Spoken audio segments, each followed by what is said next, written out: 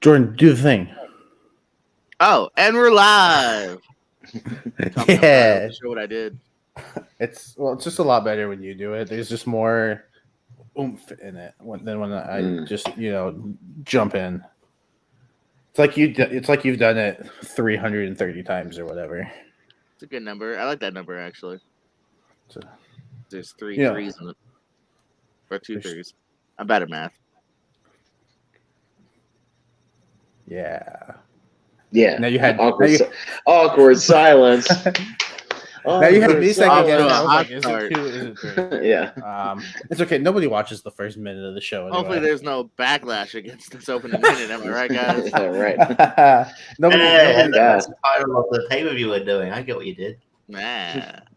I know. What a shitty opener to the show. Ha ha ha. We should really take it home sooner rather than later. It's even funnier when you explain the joke.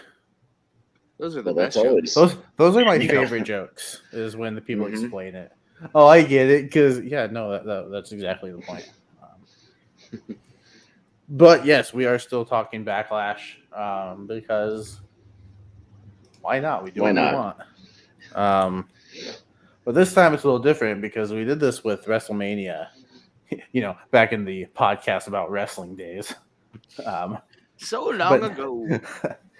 Now in the new and improved Lonely Marks era, we're going to do Backlash. Same parameters with the added caveat this time of one match per event.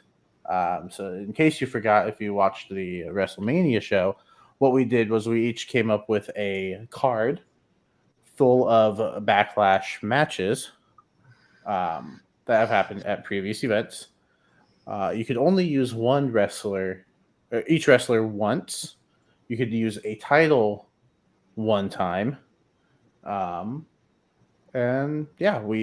opener had to be an opening match.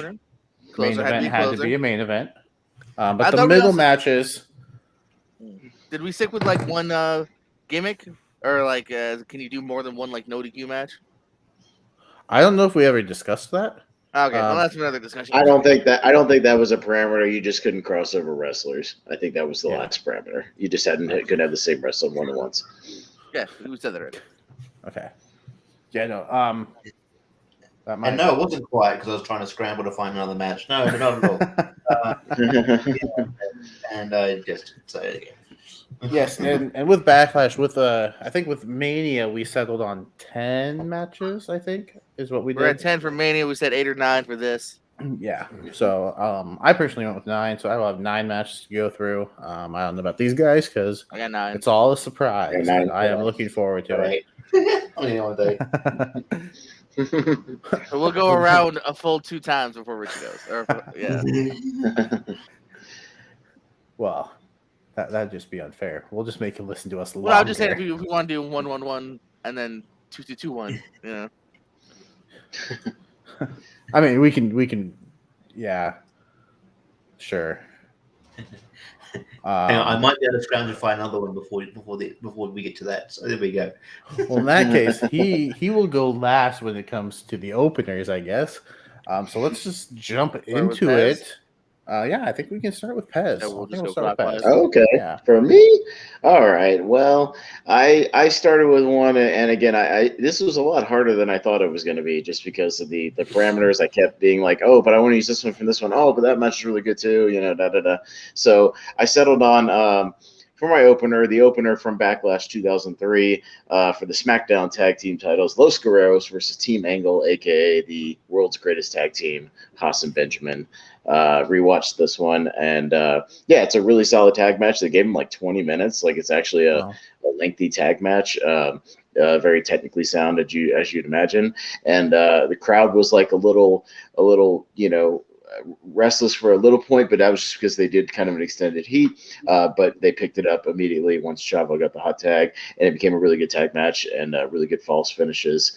And it's really good. So crowd ended up getting really into it. So I went with that one for my opener from Backlash 2003. Yeah, those are 4 solid guys to call on for opening the show. Definitely. It's funny. You're talking about the match, and I'm like, oh yeah, I might have seen that. Whereas with Mania, I didn't have to like rewatch anything because I've gone back and rewatched WrestleManias for fun. But Backlash is like I've never just turned on a Backlash pay-per-view. Right. Well, there was a couple of these I was cool on that I didn't need to rewatch, and then some of them, I wanted to watch just to be sure. So I was just skipping through watching specific matches, things like that. So really easy to do when you're at the gym and you can like just watch a 20-minute match while you're on the elliptical and just pick something out. Makes the time go by a little bit faster. But yeah, that's my opener. Breaking news: I have 9. Excellent. So, Jordan, do you remember this match? Have you? You go, Jacob. You go, Jacob. I'll talk about it here in a second. my thoughts are I need to rewatch it because I'm pretty sure I've seen it, but it wasn't the opener I chose, so I didn't take the time to rewatch it. I did rewatch most of the matches I chose, except for a couple. I think a couple of them are one of them's ingrained in my mind. I've seen it several times. One is a recent match that we may have talked about last week. So I want to go rewatch this because the 4 guys involved are all extremely talented, and if, like Austin said, if they gave them 20 minutes, man, that it had to. Yeah, I was surprised at how much time when I went to go research it. I saw the time. I was like, oh wow, they gave him like a lot of time, and it was a full card. It wasn't just like a, it was a mixed pay-per-view, as far as both brands. And they gave him like about 18, 20 minutes, something like that. And they had like full on like stretched out technical, tag team match, couple of false tags, some good false finishes at the end. Chavo got the hot tag. It was good. And Team Angle screwed over the Guerreros after the Guerreros tried to screw over Angle, lying, cheating, and stealing, obviously. So it was kind of a give and take. And Angle got the win, but it was a good match. Yeah, so that'll be my opener. 2003. This was on my list at one point, but I decided on something else for this particular pay-per-view. But yeah, it was on this list, and I don't know. I'm debating whether I should have taken it up or not now, because I remember that match being pretty good. Well, what did you choose, Richie, as your opener instead of that one? My opener might be a bit weird because it's not like counterclockwise. It's not like considered a classic match or anything. I just wanted to get at least this one person on the card because I think his single work is really good and pretty underrated. I'm going to go. I'm going to the ECW Championship. That's right. That's pretty. I'm not probably one of the only person to get in the ECW Championship. I'm going Jack Swagger versus Christian from 2009. Decent match. Decent little opener. I think these two had good chemistry. I think Christian is still underrated as a singles guy. I have a hot take that I think he's a better singles guy than Edge. But I'm probably on an island with only a few people on that opinion. But I just think it's a solid match, and I think like ECW gets a lot of flack, rightfully so, because I don't know. It obviously wasn't.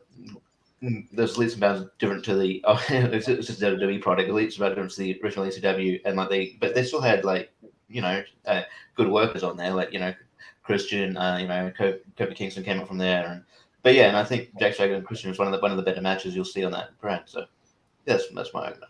Yeah, cool. You got any thoughts on the match, Jordan? No, not making fun of the ECW run, because there's a couple ECW title matches that kind of almost squeaked on my list. Even Kane and Chavo, unlike Mania, were actually given some time at Backlash to have a real match, and they're kind of underrated too. So, I thought about it. I toyed around with it. None of them made it, but I can see why I did. Yeah, I vaguely remember this match, and it would make a fun opener for a show. So I'm not mad at the choice. It's not the one I chose, and I like that. Unlike WrestleMania, we might all have different openings. So, is that why you told me to go? Oh, okay, Jordan. I think I know what your opening match is. Why don't you tell us? Well, first of all, I'm disappointed that no one has a killer pre-show like me. because sticking by the rules, I have a great three-match pre-show. We're kicking off the pre-show, and I'll just go with this real quick. 2001 light heavyweight title, Jerry Lynn, Crash Holly. I went with this light heavyweight championship match. Don't at me. Two guys that are undersung. 2006 Goldust versus Rob Conway. Why not? Quick filler. You got to kill time. And 2021 Sheamus Ricochet. I mean, come on, these guys are great. Unfortunately, they didn't make it onto my main card, so I had to put them on the pre-show. But my pre-shows, they're really good matches. So my opener is indeed 2003 tag titles on the line. I believe the SmackDown tag titles. I think of Ring of Honor. World's Greatest Tag Team. Chosen Benjamin, Charlie Haas against Eddie and Chavo. Yeah, so this always stood out as a match that might make it, and it did in the end. Just really great opener. Like you said, 15, 20 minutes, however much they were given. Enough time to actually put on a real good match. This is the epitome of a hot opener. Benjamin Haas actually on the poster of this with Angle. So that shows you how hot they were at the time and a really big Angle. I mean, we talked before in our tag match, Team Angle, get it? About how like Eddie and Chavo, while their reign wasn't super long, they were able to have some really good matches while they were in that reign. And this is one of them. So yeah, this definitely stood out as something that is a good way to kick off the show. Mm-hmm. If I can talk about the pre-show things for a second. I looked through the pre-show. Like, there's nothing that really grabbed me. Like the only thing I remember. I'm sure like Goldust Rob Conway's fine. The only thing I really remember about Rob Conway that is a Randy Newman-esque theme that was kind of just so bad. Look at me, ain't I a sight to see? That alone is why he is on my pre-show. So performed by Randy Newman. Yeah, and I remember that Jerry Lynn Crash Holly. Wasn't that his like debut on a pre-show or something, or like he won the? Yeah, or he had kind of debuted, but yeah, he was only in there for like a month, and then he got hurt, and then they just like fired him right afterwards because he actually did have a match with Van Dam, I think, like on Raw or something for like the hardcore title. But it was like a 5-minute match, something like that. But I if I remember right. And I haven't seen it in a while, but test my knowledge here. I believe Jerry Lynn wins the light heavyweight title with the most dangerous move in pro wrestling, the roll up, doesn't he? Yeah, he does. I didn't watch it. It just seemed like a roll up with the hook of the tights. I believe he rolled up with the hook of the tights and won the light heavyweight title. It's one of those spots where like someone's got like the back, they kip up like from the back cover, and then like he does the thing. I do remember it was like the he didn't really have a rise. It was just almost like that they didn't give a shit about it from the start. Like he won the match on Heat prior to Backlash 2001, and then literally Lynn hit Holly with a roll up while holding Holly's tights to win the title. And literally the next pay per view, Judgment Day, there's a segment where he's at WWF New York, the restaurant, getting pissed that he's not part of the pay per view. And then he was like gone right after. On that same pre-show, almost made it Lita versus Molly Holly. I saw that there. Yeah. I wasn't given enough time. With the match that was given almost 4 minutes, Lita Molly Holly almost given only 3. See, I was like the only pre-show matches I thought about using happened on cards where I wanted to use other matches. Oh, of course. Well, what's wrong? Okay. See, I found one. I found one for each. So I didn't look too hard. I was more focused on the main card and trying to build that. And I definitely saved that for last, of course. Yeah. Like who's left? Right. What years are left and who's left? So my opener, I went all the way back to last year. 2017. Went all the way back to last year. With Charlotte Flair, Asuka, and Rhea Ripley for the Raw Women's Championship. Rewatched this match. It's a solid opener. It's hard to say the crowd was into it, but I'm sure if there was a crowd, they would be into it. Can I ask you a clarification, Joe? So just because are we allowed to use openers later in the card? We never specified that as a rule. We never did. All right, we just said our opening.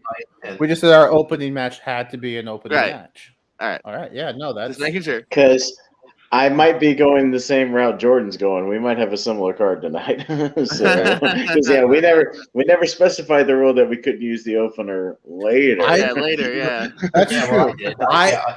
I did that. I used my opener first. Yes. Anyway. I did that personally myself. Like, I just wanted to have one opener and one main event level. I guess there are multiple main event level matches on some. That shows, and but when I looked up the review for this show, I may have mistaken the fact that Sheamus and Ricochet was a pre-show match and not match number 1. So because every review I saw said match number 1, Sheamus and didn't specify that it was a pre-show match. Oops. Oh wait, I accidentally used. Okay, hold on. Ignore my pre-show. Goldust to Conway is the new main event. What? Ignore my pre-show because I used 2 matches. So Sheamus and Ricochet is off the card. I heard Rob Conway in main event and got well now based on the way the card is shuffled, Rob Conway and Goldust is my main event pre-show. Well, Rob Conway would be on main event, the WWE show main event. He wouldn't. I don't know if he'd be the main event. But anyway, Asuka, Charlotte, Rhea Ripley. This was a very solid match, I thought. Right person won with Rhea Ripley going over, getting the pin on Asuka because Charlotte Flair never seems to take the pins in triple threat matches.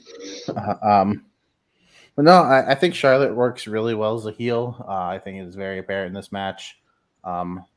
Now that Asuka's back, I'd love to see Asuka and Rhea Ripley kind of go at it again because this match, I think it was given 15 minutes. Let me fact check real quick.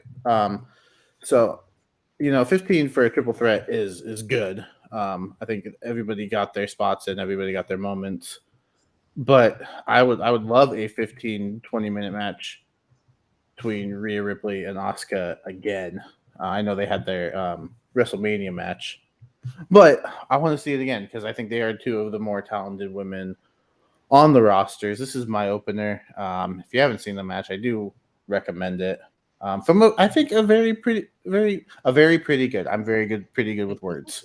A pretty good Backlash event from 2021. Like there were a few matches from this card that I wanted to use actually, but all right. Final correction. Rules. My last pre-show 2016 Baron Corbin Apollo Crews. There's a year I didn't use. 2 guys.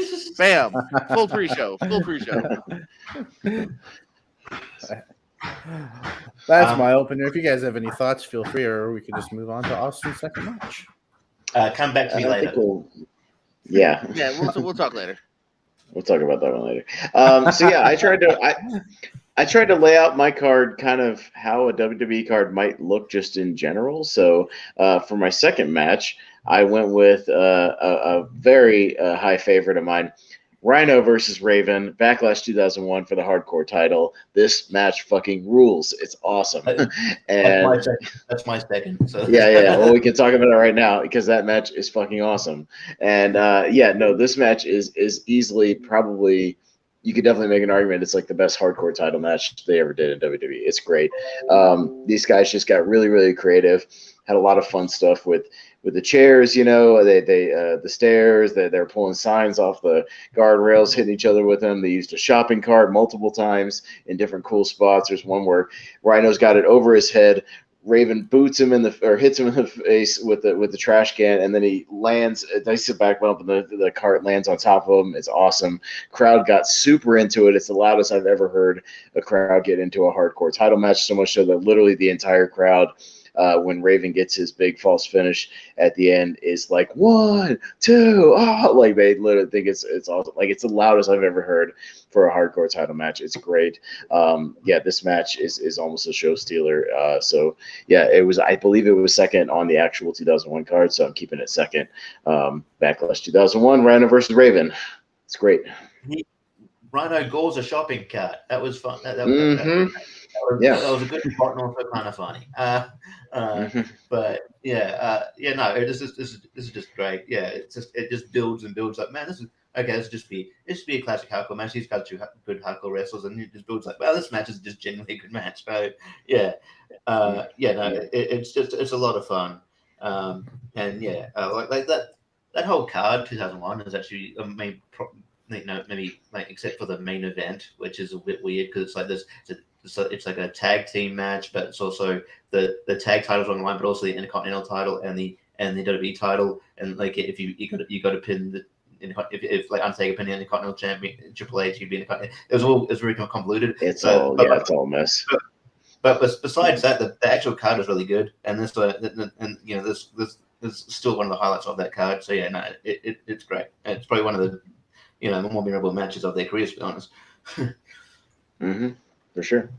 Yeah, it's a really good one. Only reason I didn't make mine, I tried using booking logic of I have a couple of like hardcore like matches. I don't have the title on the line, but I have a couple of hardcore matches I wanted to and kind of needed to get to before, so I didn't want to overdo the hardcore element. But otherwise, it's really good stuff. Yeah, agreed. I thought about it too, but I do have another match from 2001 on my card, and believe it or not, I have another Rhino match on my card. And I had a pre-show for 2001. So it's a solid choice. I didn't realize how many actual great matches there were from Backlash that would make this super tough. So also, like, there were like 4 guys that hovered around that main event. So once you picked, like, I don't know about you guys, but I really like had to settle on my main event first in order to, fill out the rest of the card. So Jordan, are you showing me your second match? Yeah. Well, first show them first because I forgot I had this ready. That was my first match. Well, wait, did Richie go? All right. Richie's, we have the same one. Have the same. We have the same too. All right. Second match. United States title is on the line as Kevin Owens takes on AJ Styles from 2017. From the moment Styles debuted in the Rumble, you knew these two would have a good match, and they did. They had a good little feud between the U.S. title. So yeah, this is just, I think, another good example of we had a really great tag opener. So let's follow it up with a really great mid-card singles match. These two can absolutely deliver. My cousin Kev and everyone's favorite soccer mom haircut, AJ Styles. Oh, I thought that was Hornswoggle. Yeah. Pretty sure it's AJ. I might have clicked the wrong photo. I like the match, but is this not the match where they botched the finish and like Kevin Owens retained when he was supposed to or something? Wasn't it like? Well, you see, we're rewriting history, my friend. So in this version, on this particular card, in this exact night, it's a great finish. Yes, I'll get my thoughts on this one later. Okay, table it for later. All right, what do you got, Jacob? Because that may or may not come up later. My second match, we are going to go to 2002, and even though this match was later in the card, I wanted to get it on after that main event. I wanted to keep the crowd hot because which 2 wrestlers epitomize WWE more than Stone Cold Steve Austin and Stone Cold Steve Austin and The Undertaker. This match was for your second match. Damn, you got them damn near pushing the curtain. What the hell's wrong with you? Stone Cold and Undertaker. The crowd is hot. I want them to stay hot for this match. I want them to get I don't want the crowd to cool off and be like, oh, maybe we're a little because this is the ultimate Backlash card, so there's like a lot of good matches. There's a lot of good action, and I want the crowd to be hot for this match. I want them, and they got their time. They got 27 minutes. For a second match? Holy shit! Yeah. Is this your use of Ric Flair as well? This is also my use of Ric Flair because Ric Flair is the special guest referee. I think it. I debated on the placement, but like some of my other matches, they're like, I think they're good, like mid-card matches. Stuff that's not going to pop the crowd too much, but some stuff that will. So I wanted to get this out there. I wanted them. I mean, we've had World Heavyweight Championship matches open the card before. Why can't Stone Cold and The Undertaker go on second? Get the crowd into it. I loved in this match that anytime Austin would start stomping The Undertaker in the corner, they would just, instead of doing like or punching him in the corner, instead of doing the counting, like they would go 1, 2. It was just what every single time, every strike, every kick, what, and the crowd was into it. You know, I'm not sure how I feel about the finish of this match. If you guys remember it, Austin's foot was definitely on the rope, and Flair definitely looked at it before he started counting. Even though the backstage interview afterwards kind of made it seem like he didn't. By the way, watch the backstage interview because Ric Flair has the best like one-word answer to Jonathan Coachman's question. It's just great. Great backstage interview. But yeah, no, this is my second match. And Undertaker won via shenanigans. It's a good little post-match brawl. Austin starts drinking beer. Don't worry, we will clean the ring up before the third match starts. Yeah, I think this is a build-up to Ric Flair's heel turn, so it would like he turns heel before the next pay-per-view. So I think it was just designed to further that along. So he probably did see it, but yeah, that was probably intention. You know, yeah. But yeah, this match is fine. But I don't know. Yeah, like second match on the card is pretty bold. I don't know if they would agree to go in second. Austin's taking his ball and going home. He don't agree with the booking decision. Yeah. Hey, at least we didn't give it away for free on TV. Yeah. Oh yeah. My next match is Stone Cold versus Brock Lesnar. But this match, I actually don't remember. I like this match. You know, it was back in the day when I used to like, before everything was like network and stuff. So I remember recording this pay-per-view on like videotape or something. I watched it a fair few times, and yeah, this match sticks out. The crowd's pretty hot for it. So that's good choice. Just interesting placement. Yeah. I abstain. We'll talk later. the whole wedding show. I'm saying, yeah, talk later. Table for later. I plead the fifth. Mm-hmm. All right. So yeah, this is my second match, and I stand by it. Awesome. All right, yeah. Like I said, I continue to kind of lay out my pay-per-view, how I think a pay-per-view basically kind of should be laid out. So my third match after the hardcore title match is one we just talked about: Dean Malenko versus Scotty 2 Hotty, Backlash 2000. Nice, hot, solid cruiserweight match. I won't go into it too much because literally on the last episode we talked about it going through the whole pay-per-view. But it's Wrestling 101. It's great, and it has an awesome finish. So, Dean Malenko and Scotty for number 3.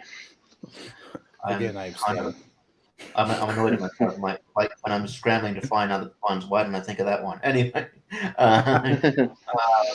but this match is good. We talked about it before. It was surprisingly good. Like you don't expect it to be that it is, and that DDT from the top rope is amazing, and it should have been in the show. Yeah, it's a good one. I could have gone with it because I actually don't have anything from that year. I just went with other things. It's really good though. Probably it's really smart as far as the card wise to have a little bit of a light heavyweight match on there. So it is a really good choice. And again, I abstain because I may or may not be bringing that up later. So, Richie, I thought you were curious as to why this was a good match on our last show, Jacob, and now you're like gonna use it on your fantasy card. That's a little odd, isn't it? Weren't you the one that being like I don't know. I could have sworn you were like, why is everybody gaga over this match or something? I could have sworn you said something like that. No, this was my favorite match on the card. It might have been. It might have been maybe the hardcore match. I don't know. It might. It might have been. Yeah, that hardcore match from 2000. I just wasn't into. Gotcha. Yeah.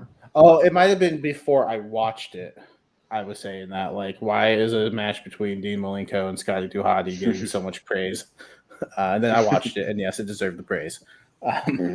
But Richie, who's going on third? Okay, well, like I thought you were going to bring this up when you mentioned 2002. So I'm like, man, this is just going to be like abstain till later, and it's just like the whole show. But you didn't bring this up, so I'm grateful. a really good match. This is a really good match. They had a series of good matches, really good chemistry. Kurt Angle versus Edge from 2002. I've got them in other matches. This match rules. Like this match is really underrated. Like I think people remember this feud because like Edge beats him in the next pay per view and like shaves off his head. Shaves his head. No, he shaves his head and and then Kurt Angle just keeps that look. But yeah, this match is really solid. Great back and forth and a great showcase for Edge. He's just starting to start as sort of singles push, and then I think it was one of those matches where you realize Edge is a really good wrestler, and surprisingly Kurt Angle won clean, so it's a really good match. I recommend going back and watching. Yeah, no, it's a good one. Anytime these two fought, I remember even Edge's King of the Ring win over Angle is a pretty good match as well. Yeah, I got Edge doing something else, and I actually sadly don't have our boy Kurt on this card. So yes, I had to go somewhere else with Edge, but yeah, it's a good one. It made my kind of short list. The way I kind of weeded things out was like, okay, what might make it, and then as names went down, eliminated more. Yeah, this was a case of me. I figured out what I wanted for my main event, and then unfortunately, it just canceled other matches for possibilities. I mean, I might be spoiling who one of the competitors in my main event, but well, if you're thinking what I'm thinking, we might be spoiling together. Ooh, unless I'm misinterpreting. I don't know. You might be. I don't know. I might not be explaining or giving anything clearly because I will be the first time tonight. I got a question wrong, saying what is the titular character in Bride of Chucky? What's the answer? What, Jennifer Tilly, or what's her name? What's the titular character's name? The character's name is No. What's who plays the titular character in Bride of Chucky? What is the answer? Oh, Jennifer Tilly. I thought he was asking about Chucky, so I fucked myself. See, exactly. Isn't it up for debate? Yeah. Because there's two characters in it. There's two. Well, the character is called. The movie is called Bride of Chucky, so I would assume Bride of Chucky is Jennifer Tilly's character. But it's of Chucky's. Why is I just didn't I even asked to clarify. So I got the wrong 50%. Fuck you, Jay Burns. All right, keep going. It's a bad question. Badly worded question. Yes, agreed. Oh, I'm telling everyone that you guys agreed with me. Okay, good. See, if you word it who plays the titular bride in Bride of Chucky? I asked for clarification, asked for extension. I was denied both. You know what? You're not going to be denied. Your third match. Okay, pull up that graphic. 2018, a big meaty men slapping meat. Roman Reigns, Samoa Joe. Again, coming off of Owens and AJ. Just wanted to not necessarily take it down, but do a different, kind of style of match. These are just hard hitters here. It was good seeing Joe. This actually, I believe, was a main event actually of its year. Not for a title or anything. But just good to see Joe on the card here. Yeah, man. And Roman, I think is best when he's with another kind of big, heavy hitter. I think it's the best when you can bring that out of Roman. And so yeah, this would be a really good third match on the card. Different kind of pace, and yeah, big man slapping meat. And I just want to keep saying that. Sponsored by Hulu. Doesn't the main event have to be the main event though? I thought that was. We never clear. No, just like the opener. We never. Okay, I set that up like it was. No, it's okay, Richie. We let you break the rules last time. Jordan can, interpret it however he wants this time. Mine was more of a clarification. But yeah, no, I remember not being bored by this match. I thought maybe, Reigns is very hit or miss for me, personally. But I think Samoa Joe was able to bring out the best in him. I thought this was a very solid match. I think it did main event. I think you were right. And again, sponsored by Hulu. I will say this match is good. I will, I get we're booking it so it's completely different. The match will be completely different. Because I remember thinking I think from memory that pay per view wasn't that great. So even during that match, the crowd there's infamous because a lot of the crowd are walking out. Well, you see again, and this is maybe my logic. I'm not necessarily going by things like that because, again, in my universe, this is third. Yeah, I know. So the crowd is not tired yet, and they are ready for this match. Well, that's probably in hindsight, it might be a good placement for it because that's what I'm saying. There's no expectations. It's not the main event. It's a solid third. It was a weird card because they had AJ and Nakamura go on like 2 matches earlier. Yeah, I thought that was the main event. I think Nakamura's on the flyer. Yeah, there was even a tag team match between that. Like they had Strowman and Lashley against Owens and Zayn, and then Reigns and Joe, and neither of those matches had any titles. Yeah. Like they were was the pay-per-view where AJ and Nakamura low blowed each other and couldn't get up, and it was like they were counted out, which the crowd hated. That's fine. So, yeah.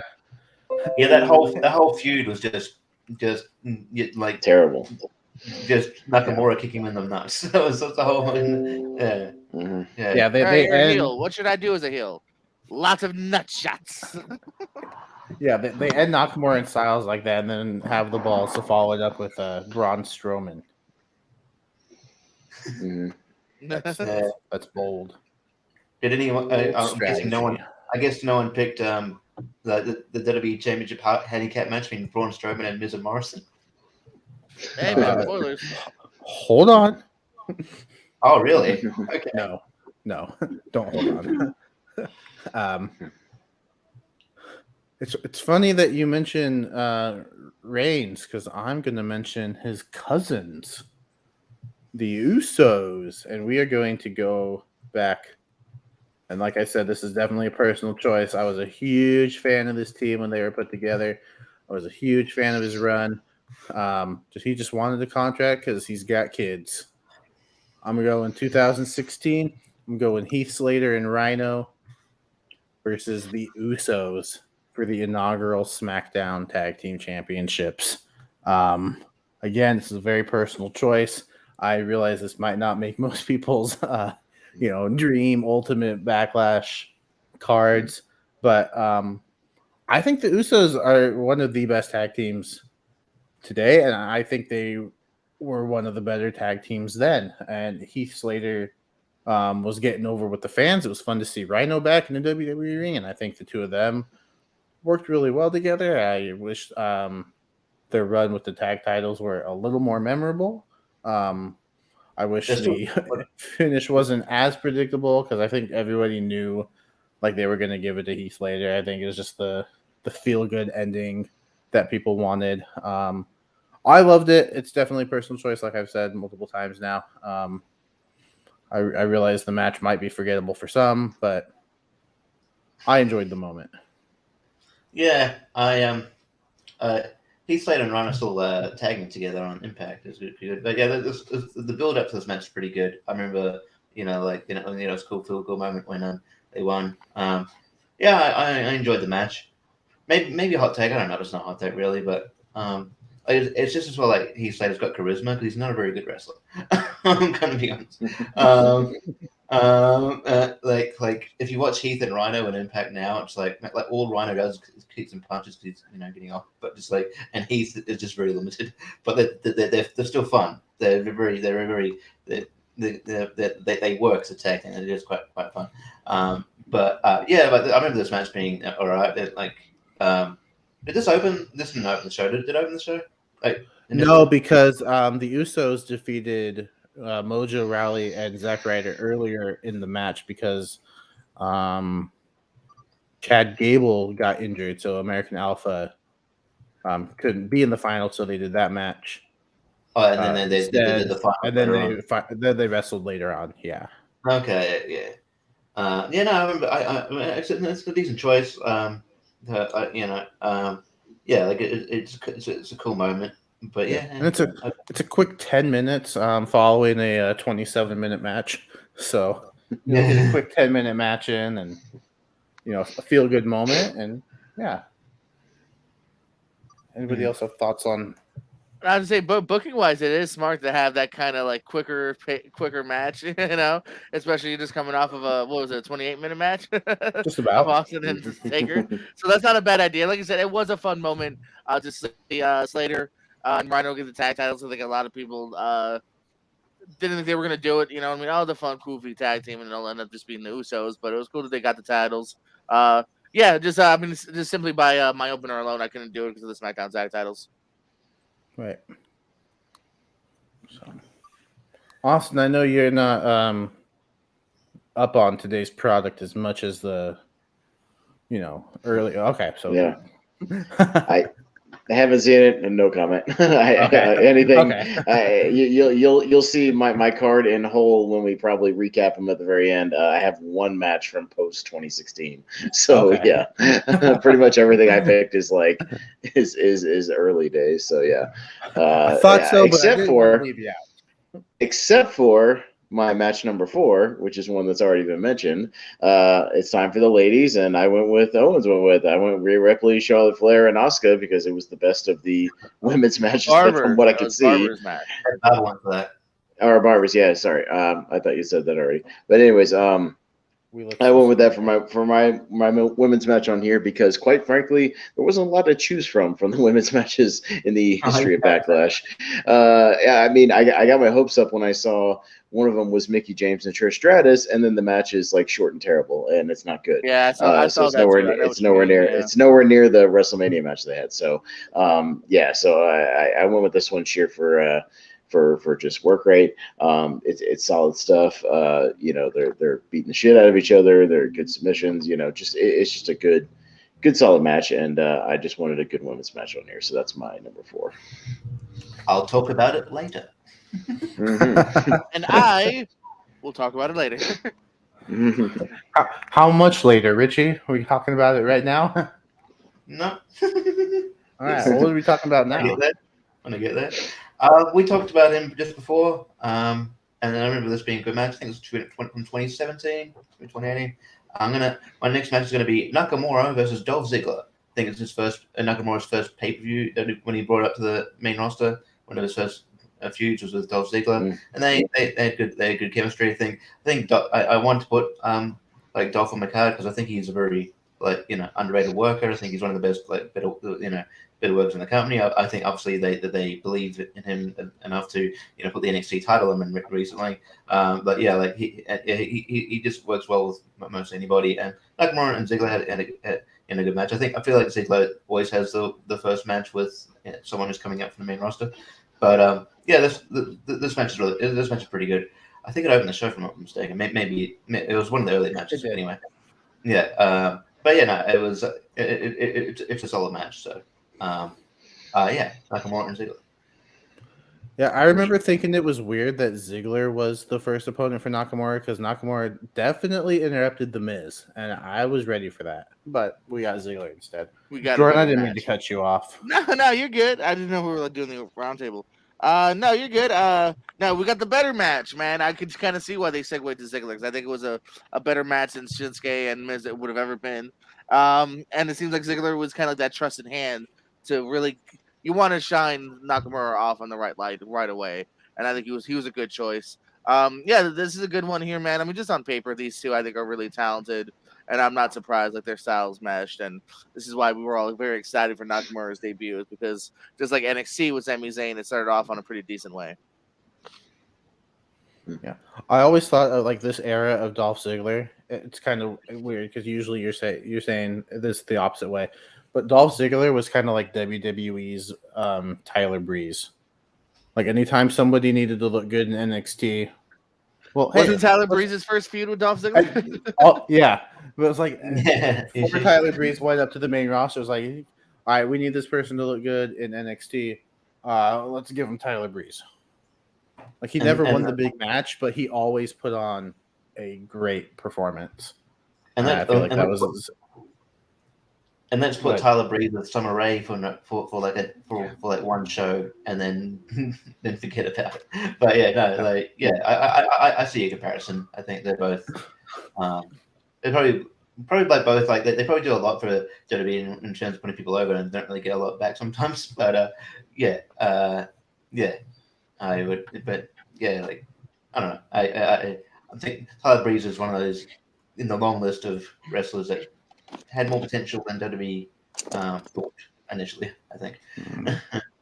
But yeah. All right, man. And while Jordan Barber is, I don't know what he's doing. I'm gonna pull up his next match. I'm excited to hear your thoughts on this one. Yeah, so one of the big reasons I didn't go with the one hardcore title match because you got to go no disqualification and for the Intercontinental title too, which I had forgotten about from 2004. Randy Orton, Mick Foley. I did this list even before Monday, and you kind of hear Orton shout out Mick Foley on Raw this past Monday on his anniversary of really coming and help him get to that next level status. This helped kind of signify Randy Orton, I think, kind of as a potential future main eventer. Great story behind it. This is the help building of the legend killer here. Our first real glances to this is what brought Foley out of retirement, and he still got it too at this point here, man. Matches like this and the one with Edge and Mania, are the reasons why, I'm glad Foley came back for a little bit. So I just thought it was a tremendous match, bloody kind of match you won't see sadly anymore in the E, and just good stuff here, man. Gotta have an IC match, and this is a hardcore match I really wanted on my card. This is my next one. Ooh. I also abstained from this one. So we'll talk about it later, Jordan.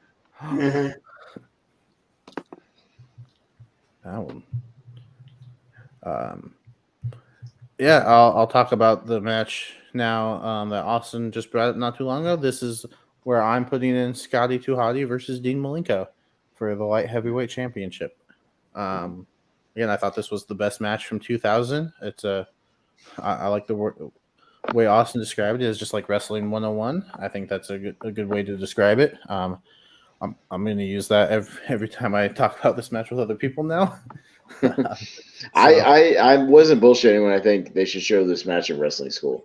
It literally has everything. It has like the babyface getting some shine at the beginning. It has a great cutoff. It's got Dean Malenko working over a body part for the Heat. It's got the nice little false comebacks and the cutoffs.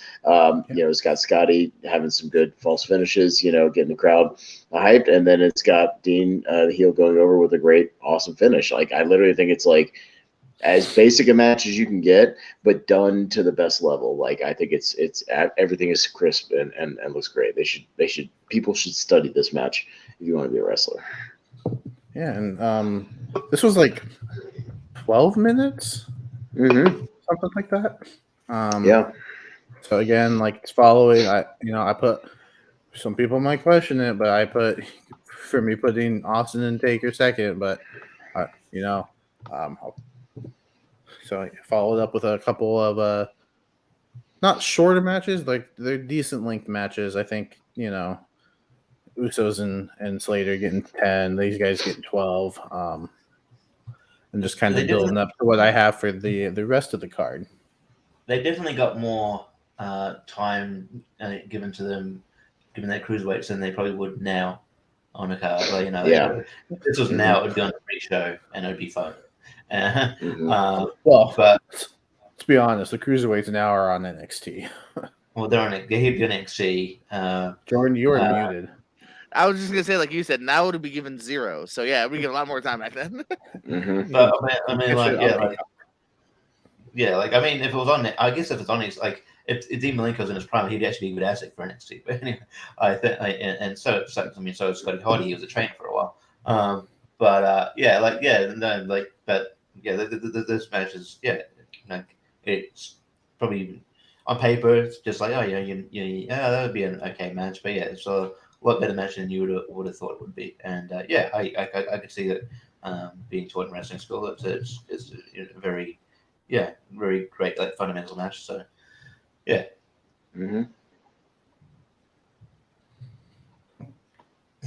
I think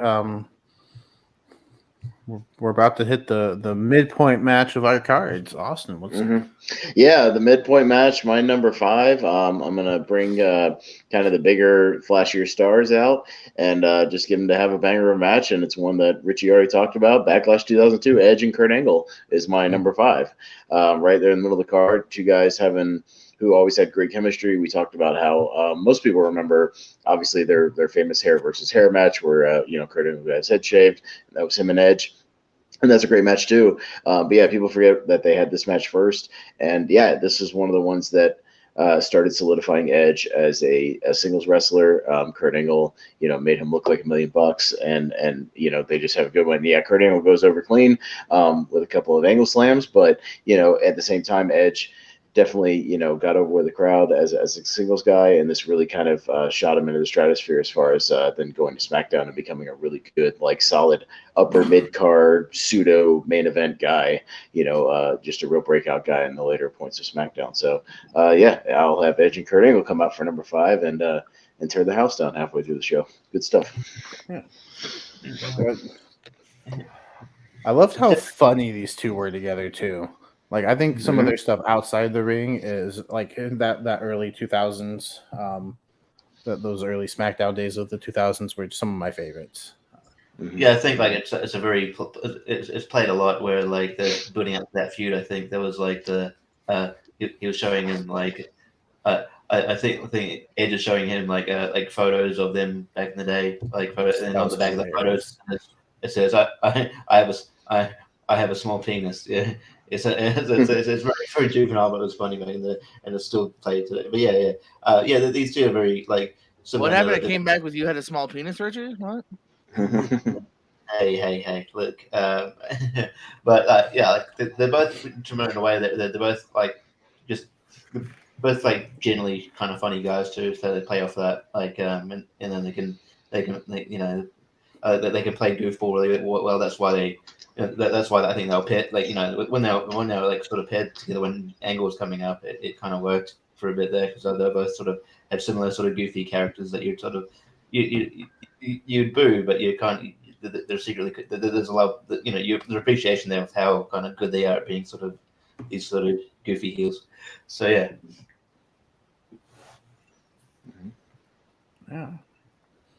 And Jordan, you had Edge and Kurt Angle on your card, right? Is that No, I did not. No, you didn't. It was Richie who had it. It was me. Yeah, Richie had it. Okay, so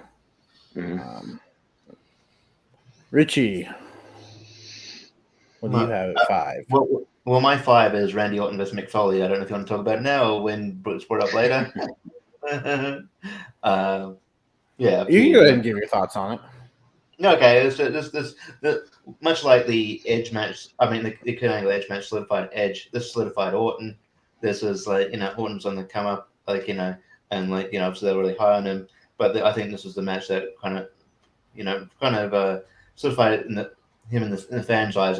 This guy is the future. This guy's great, and Mick Foley gives him a lot. And then the feud's amazing. Has a lot of tension. And just how violent it is. Well, even when I think there's a spot where Mick Foley lights lights up Barbie, and then Eric Bischoff comes up and he's like, no, if you do that, we're gonna have to call the fire marshal and shut this down. I think that's kind of it's a fantastic showcase of sort of both men really, and you forget this was an Intercontinental title match, but it's one that I think it's a star making performance, and definitely I had to include it. So I think we all had to include it. Maybe. Did we? We'll see. Yeah. 2004 was so tough because there were 2 matches that were in contention. But I think we all know which one got chosen more. Jordan, what is your 5th match on the card? Roll that beautiful bean footage. Oh, right. Hey, you talked about it before, Jacob. From the year 2002, number 1 contender match, Taker, Austin. And this is the only time you'll see Ric Flair here. Although there was some good Ric Flair options, actually. Man, I mean, you kind of said it before, man. I mean, when I saw this match and it was not for a title, and I kind of was like, oh, this is kind of perfect, and nothing else jumped out to me, or maybe by the time I eliminated people. So this just made sense to be on the card here, man. They still got it at this point. They're still banging, of course, in 2002. This is not too long. Taker ends up getting the title because of this Hogan, and greatest chokeslam ever. And no, this was a fun one. Maybe a little too long. But still, it's Austin. It's Taker. Why not? Out on a dream card. They deserve to be on a dream card. So I had them at my number 5. At number 5, what? They should go on second. Yeah, I mean, I said before, I enjoyed this match. I really did like. I think like heel Biker Taker was like the best use of Biker Taker. I think he's really good as a heel. Even though it's hard to boo him sometimes because he's the Undertaker. So, but yeah, this match is solid. But yeah, it's a good choice and good placement on your card. Mm-hmm. All right, and say goodnight to Richie. I agree with Richie, so you have to boot me too. Having Steve Austin and Undertaker go second is insane unless they're doing the thing like they did with the Undisputed title, and you have to have those guys go at some point because they're each having, because you're going to have 3 matches or whatever. So unless it's a necessity or some King of the Ring situation. Just me personally. I think you'll also see why. There might have been a match where I could have switched with these two, but there is a reason. I do have another longer match coming up, and I didn't want to put them too close together on the card. But it's not my next match, because my next match is Jordan brought it up earlier. It's AJ Styles and Kevin Owens for the United States title. The only thing I didn't care for was the finish at the time, but now I'm looking back and I'm like, actually, that finish works for Kevin Owens' character. Like this heel who just let's just keep the title by any means necessary. I don't care how I win. I just want to win. But AJ Styles, Kevin Owens, they're 2 of the best in-ring performers, so of course they were going to put on, at worst, a decent match, and I think we got a pretty good one. So we've already talked about this match before, so I'll just say my 5th match is Styles and Owens. I will say that's probably like a good redeeming thing for Styles, like to have a decent match, because coming off. I mean, well, I don't know how long I was coming off that, but like coming off like on paper, which should have been a great feud with AJ and Nakamura, which and then their matches should have been barn burners, but at most they were fine. So it's good to have like sort of a match on paper that actually kind of is a good match in reality.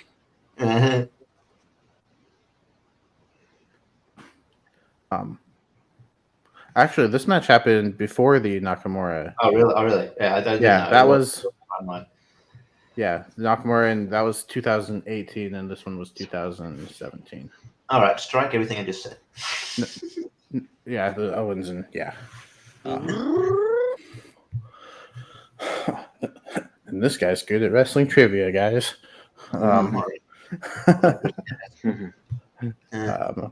All right, we're just blowing right through these cards. And there's even a 4th person added this time.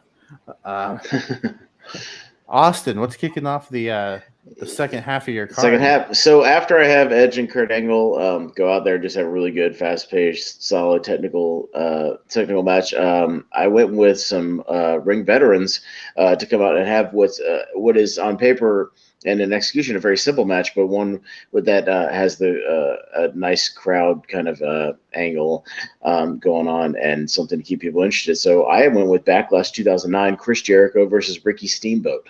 And brought them out. So, which I rewatched this one, and this was after that WrestleMania angle where he was part of that. Was it like a 3-on-1 thing, like a gauntlet thing for Jericho? He ended up being the standout, obviously, because Ricky Steamboat's awesome. But yeah, so they had this singles match a month later, and it's really great. Like Steamboat's he's fantastic here. He's skinning the cat. He's doing his arm drags. He's doing top rope cross bodies. I mean, the crowd's you still got it. They're super into it. He's still a great baby face. He sells great. There's only like one wonky part of the match where he kind of forgets how to put on a figure 4 leg lock, but I can't blame him. He probably just had his first big match in a long time. I couldn't blame him. He just got a little tripped up a little bit, but he still put it on, and Jericho kind of helped him out, and it was fine. But Jericho's a great heel here. Obviously, it's like 2009. When he was just back being full on like heel and with the spiky hair and shit like that. So, but he's great here, and he kind of helps.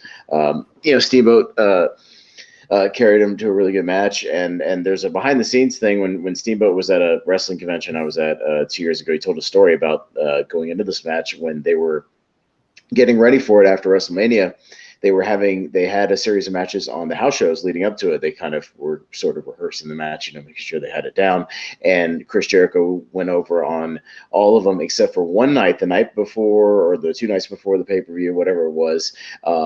He and the referee kind of colluded, and there's a spot where Ricky Steamboat gets a roll up, and they let Steamboat get the 3 and win the match and get it over with the crowd. So he said it was a really cool moment that even he didn't know really was coming. They let him have the win, on a house show, and it was a lot of fun. So, but yeah, the crowd's super into it, and I just think it'd be fun to have a veteran like Ricky Steamboat and Jericho just have a simple match, but one that's I have the investment in because Steamboat's doing his thing at 56 years old, so still killing it. So Jericho and Steamboat is my number 6. Yeah, this is a solid pick. I didn't even actually behind the scenes stuff. I don't know if this match was even meant to happen because, especially the WrestleMania match wasn't meant to be like Jericho versus Legend. It was actually meant to be Jericho versus Mickey Rourke to promote, and they just couldn't make it work. So that's why they had Mickey Rourke do that spot at the end of the WrestleMania match. But also, I think we were all the better for it that didn't pan out because we got a better match. But this is a solid choice. Again, I'm annoyed at myself. I have Jericho on my list, but maybe that's probably better use of Jericho, to be honest. This is great. And yeah, Ricky Steamboat is I knew he was always awesome, but I didn't expect him to maintain that awesomeness in the ring. He was amazing. It's almost like he didn't lose a step. But No, the only thing he lost in this match was he had a little bit less hair. That's literally going into the match, and that was it. Other than that, he was still great. Like I said, crowd was super with it. All of his falsies at the end. He even took a almost like a top rope code breaker sort of a thing where he comes off to try to get the chop, and Jericho catches him with the code breaker and then puts him in the wall as Jericho wins. It's a great finish. But yeah, Steamboat was super over. He was great, and Jericho is obviously when he's playing heel and he turns it on, he's there's almost nobody better. So he's great. Yeah, this broke my heart not to have on my card because there's another, one of the parameters made it where I couldn't do this match. But I from the get-go, I had initially wanted this on my card. Damn my own rules. But but yeah, this is great, man. I mean, like Richie said, the setup of, it was supposed to be Rourke, and then Steamboat ended up being so damn good. They're like, all right, we're gonna have to do a singles match now. And it was great, man. And Steamboat was great. I was actually at a very small FCW show at his very last match because then he ended up doing a spot with the Nexus and legit got hurt again, and they never had him wrestle again. But I was one of not even 100-some people probably that saw his very last match with him and Richie, not you, Richie, his son, and and against the Dude Busters, Trent and Kalen Croft, which was again a really good tag match. Yeah, this is probably the toughest cut I had to make. Not only because I have Jericho in another match, but I have another match from this card.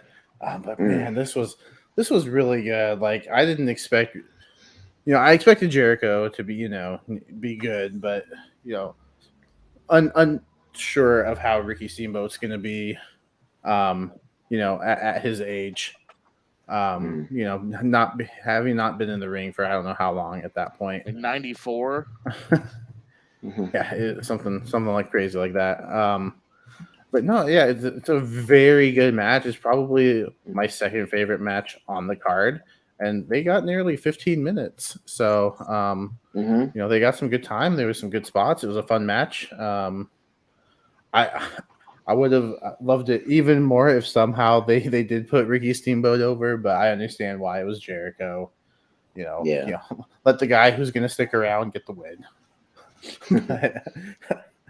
As far as cool moments, Ricky Steamboat getting the win at 56 or whatever would have been really cool. Yeah, even on the Pro Fight DB, the kind of the IMDb of pro wrestling, they list all the matches. Literally his last match before the WrestleMania match in 2009 was Fall Brawl 94 when Steve Austin beat him for the top. Yeah, so that literally he didn't even have any matches in between for other promotions or anything like that. Literally, he was. What's his very last match? His very last match, Ricky Steamboat defeated the Duke at AIW Enter the Dragon. What? No, that doesn't count. Right before that, FCW Father's Day Salute, Ricky Steamboat and Richie Steamboat. There we go. There you go. That's Yeah, what I'm talking but about.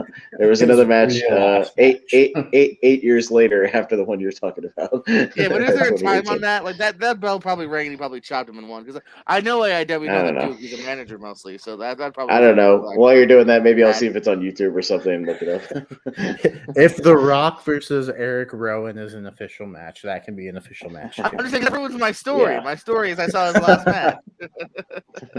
You can probably say you saw his last good match.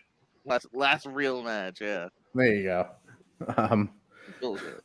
But Richie, what is your sixth real match? I mean, I guess it's a real match. I didn't have Ricky Steamboat and Jericho on there, but I put this on there because sometimes you need a comedy match to cool down, and this is my tag match. Just because I thought there's a couple of teams in here kind of underrated. I thought that they're entertaining. The tag team turmoil match from I think 2005. Hurricane Rosie versus Regal Tajiri versus Lara Distance versus the Heartthrobs versus Simon Dean and Maven. None of them were on the other cards. Yeah, like I'm sure it's not going to be any cards. Like the Heartthrob. This is probably the most the Heartthrob's been mentioned in fucking 10 years. But just I'm sure that they're talented in their own right. There's that I've never seen a team more sort of buried under than the Heartthrobs were. So I'm surprised they were on the show. But I don't know. I just I think it's cool just like they have a sort of comedy cool down. I actually dig Hurricane Rosie. I think Rosie made the most of this gimmick and it actually worked. A lot of Distance were an underrated tag team. And Regal Tajiri had good chemistry too. And I think it's just a fun match to have sort of cool down. I don't mind these tag team turmoil matches here and there. So that's my match. Hey, just real quick, what was it? Antonio the Promise Thomas, who now wrestles as Thomas Santel. Pretty good. He's still wrestling over at Beyond. So he's underrated. Yeah. But hey, if you want a cool down, fun turmoil with Hurricane and Rosie, why not? Yeah. And Romeo Roselli, he appears in movies sometimes. He's in Baby Mama with Tina Fey and Amy Poehler in one scene.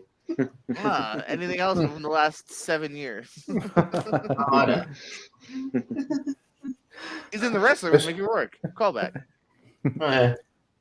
Yeah, this match was another tough cut. It just didn't make this it for broke me. my heart. I was like, Steamboat Turmoil.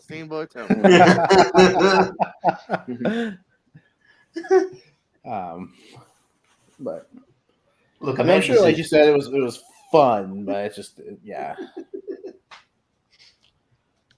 My pet peeve with turmoils and gauntlets has always been I hate the fact that like they're obviously not given time and for a reason, because like why are these matches that would normally at least take 6 to 10 minutes somehow a team's able to be defeated in like 2 minutes or 60 seconds, you know what I mean? Even if they're fresh, because they only had 15 minutes for the entire match. So like that's always my problem with any, like even the Impact just did a turmoil where I was like, normally that team would not have been defeated that quickly, but it's a turmoil. They don't have that much time. Well, yeah, literally, I was about to bring that up because, like, I watched that was at Rebellion, right? I went to at the start of the match. Yeah. I sort of watch it while talking to my friend on the phone, sort of thing, watching it too, and then I put the phone down because I'm like, I need to take a pee, and I come back, and then Jordan Grace and Big Cass are eliminated. I'm like, how the fuck that happened? The match just started. Yeah, exactly. So, like what? There's no way would never have lost that quickly. If it was a normal tag match, it would have been 12 to 15. But now because it's a turmoil, it's 3.5. Yeah.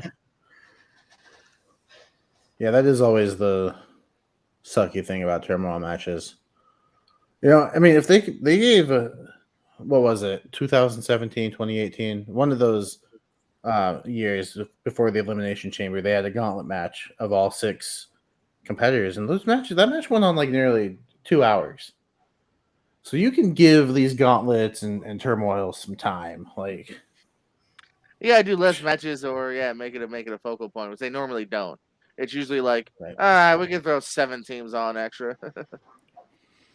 Yeah, I feel like those kinds of matches. Sorry, you go. Go ahead. No, I think you go. I was gonna say, I think like these turmoils. Wait, I have the power. I think sometimes these like turmoils and gauntlets are better suited for TV where they can get the time, whereas I think pay-per-views should be more of these one-on-ones or these just singles one fall matches. I don't know. That's just my personal opinion. I think don't put these matches on the card just to put people on the card. If it's gonna sacrifice quality. Yeah. Richie, I thought I unmuted you. Did you try to unmute yourself? And unbelievable. There you go. Don't touch the mute button. Like the sort of the 24/7 title where it's like when you're in this match, you just immediately forget to how to kick out. And so it's like I don't know, like you're spent within like 5 minutes. You're like, okay, all right, this is when in 24/7 rules. You forget how to kick out of a roll up. Yeah, but I don't have a match graphic, is why that's on there. From 1999, good old tag match. The New Age Outlaws taking on Jeff Jarrett and Owen Hart. Again, kind of we just had that long Taker and Stone Cold match. We're about to head into 3 big old bangers to close out the card. So again, this is a good, fun tag match. I wanted a couple tag matches too. I had something else, and then I went, I'm missing another tag. I got to represent the tag division here. So this stood out as something that was pretty good. Totally, all 4 very talented guys. I mean, Road Dogg, Billy, super entertaining. And then, definitely don't mind having me some Owen Hart on the card. I think it's only, his only option to make it on the Dream card. So why not, man? Why not a nice little tag match here to add to the card? Yeah, this is one I need to go back and watch. I'm not even gonna pretend like I know anything about this match. Like this was Jarrett and Owen Hart were a solid tag team. I think obviously Owen Hart's and Tommy Death kind of like didn't they didn't sort of reach their potential, but I think they could have been a really good great tag team. We talk about more. I remember this being a sort of solid match. I mean, just by that graphic, that's pretty good drop kick right there. I'm gonna lie. I mean, it's not like it's not in the league of like Bob Holly and Randy Orton, but still Maven Mark Jindrak. Yeah, still solid on its own, right? But yeah, I do vaguely. I only have vague memories of this match, but I remember it being good. It's hard not for it to be good with the competitors involved. So yeah. All right. I will just assume that's a solid pick.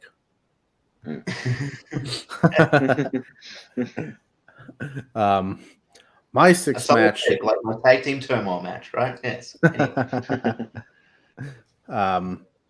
My sixth match. Now this is where maybe I did make a questionable decision by putting Taker and Stone Cold second. I could have switched it with this match, but this match is also fairly long. This is the one that I have from 2001. This is a Chris Benoit versus Kurt Angle in an Ultimate Submission match. It was a 30-minute, basically Iron Man rules, but you could only get a decision by submission. And I thought this was an excellent showcase of just some good mat wrestling. Followed with some, hand to hand, like let's hit people. But I think this match was much more strategic. You don't expect to see Kurt Angle tap out a lot, and he tapped out 4 times in this match. Chris Benoit getting the win 4-3 in sudden death overtime. That's kind of like the only questionable booking decision for me is like I don't know, maybe I would have liked to see it end in a tie and then them, because I think they worked really well together. How could they not? They're 2 of the best like in-ring workers. So I wouldn't have cared to see them wrestle another 20 minutes at a different show. But we did get that that extra minute and a half or whatever. But yeah, it's a very solid, mat wrestling classic match between these 2. I had to get Kurt Angle on the card, and just Yeah, I'm a fan of Benoit's in the ring, and that's what we talk about on the show. We talk about the wrestlers. So I was a fan of Benoit's in-ring work, and I think this match showcased it pretty well for these two. Yeah, it was really hard for me to admit this match. It was between that and the hardcore match. I was obviously ultimately went with the hardcore match, but this match is very solid. It showcases like the both competitors' main skill. It's just a surprise that like we haven't seen. Is this like the only Ultimate Submission match that happened? Like I'm surprised. I'm surprised that this wasn't actually a sort of gimmick going forward, like a match type going forward, because this match was really great. And then going into overtime. I mean, like I didn't mind the finish, not necessarily. It built up sort of build up tension, and Kurt Angle could say like, "Well, you couldn't beat me in the allotted time," and sort of prolong the feud that they would have another match at Judgment Day. So this match is really great. So it's a solid choice. But I hate to admit it, but like I said, 2001 Backlash was a solid card mostly. So I had to admit a few matches, but no, it's good. And it was weird that it was the referee's decision to keep the match going. Like, I didn't know referees had that kind of power. It's a good one. Of course, I had to keep on Jarrett versus Crash Holly, so it was a very tough choice. But I went with Jarrett Crash Holly, so I could have a nice pre-show. No, I'm personally just a little hesitant to book Voldemort of wrestling, but I can understand why he would. He's was a tremendous wrestler, so I understand why a classic like this would be on there. Do referees have that much power, Austin? Or? Usually we have to get some kind of signal from the booker or the general manager or something like that. I can't just give, a match 5 more minutes just because the crowd is chanting 5 more minutes, unless that's the way it's kind of planned. And we sort of, but usually the one time we did do that, actually, Dagan Briggs and Corey Chavis had a match. They went to a 30-minute draw.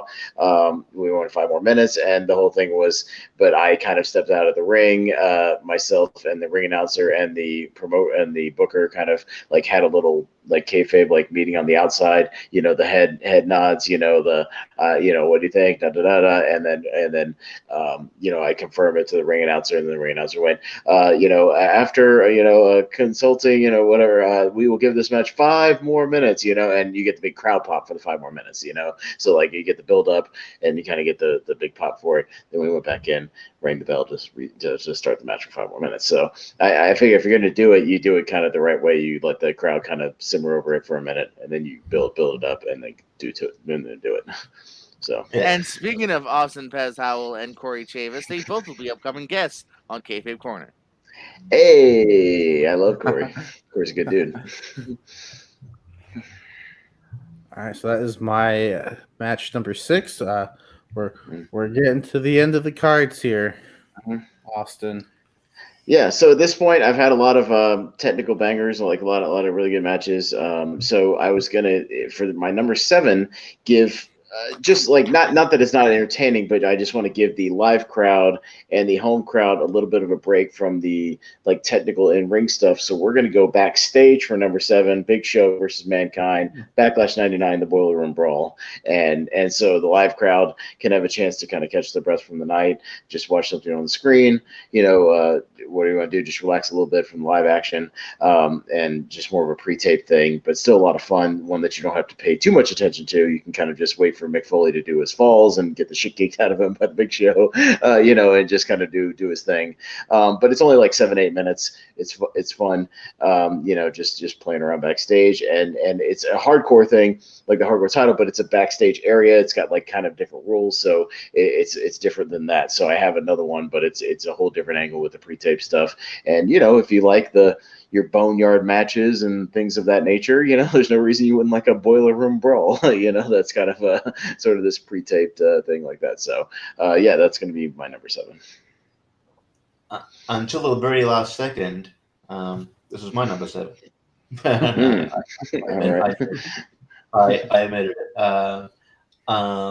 But this is just fun. It's fun. It's like you said, it's a cool off. So and I think it's kind of cool that certain wrestlers have certain gimmick match types. I'm glad that AEW is sort of bringing that back as well. It's like sometimes wrestlers can have certain gimmick match types. That's kind of you can look forward to event when they eventually sort of enact them. With the you got like Adam Page now with like the Texas Death match. You got you got Darby with his even match. back when Raven had like Raven's rules, for his own matches, shit like that.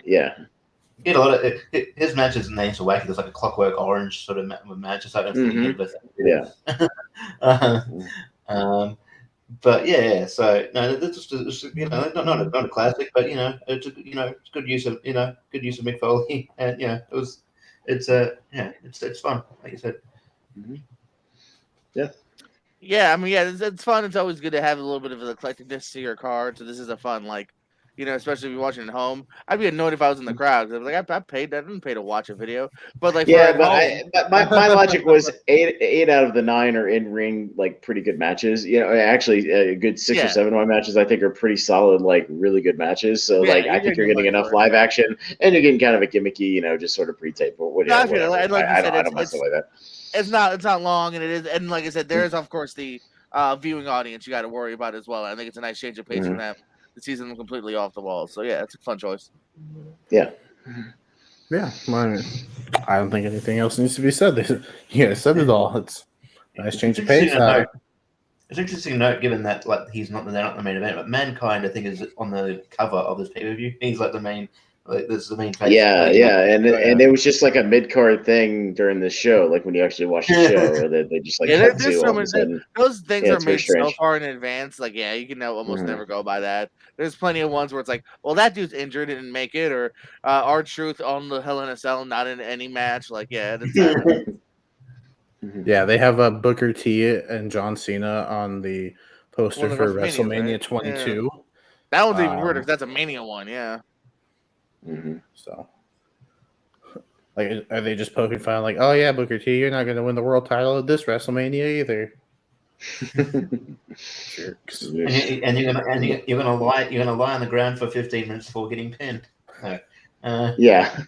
He's gonna pedigree you and you could count to 8,000 before Triple H pins you with that pedigree. With one arm, he pins him with one arm. And after Booker had already done the Harlem Hangover, which was awesome, and you're still not going to win. No, God, what an egregious piece of shit. Just that still pisses me off. Booker T should have won that goddamn match. Jesus Christ. Yeah. The build up to that match is that Triple H is racist. That's what They build up as racist, and Booker T does not get his revenge. It just ends. The heel wins. Bad guys win. Yikes. Anyways, that's a whole nother topic for another day. Yeah. Hey, look, everybody! It's my 7th match. Hey, we haven't talked about this yet. From 2021, the Raw Women's Championship, or whatever you want to call it, is on the line. Rhea Ripley, Asuka, we just saw return, and Charlotte Flair. Kind of set it up before, looking at the women's title matches.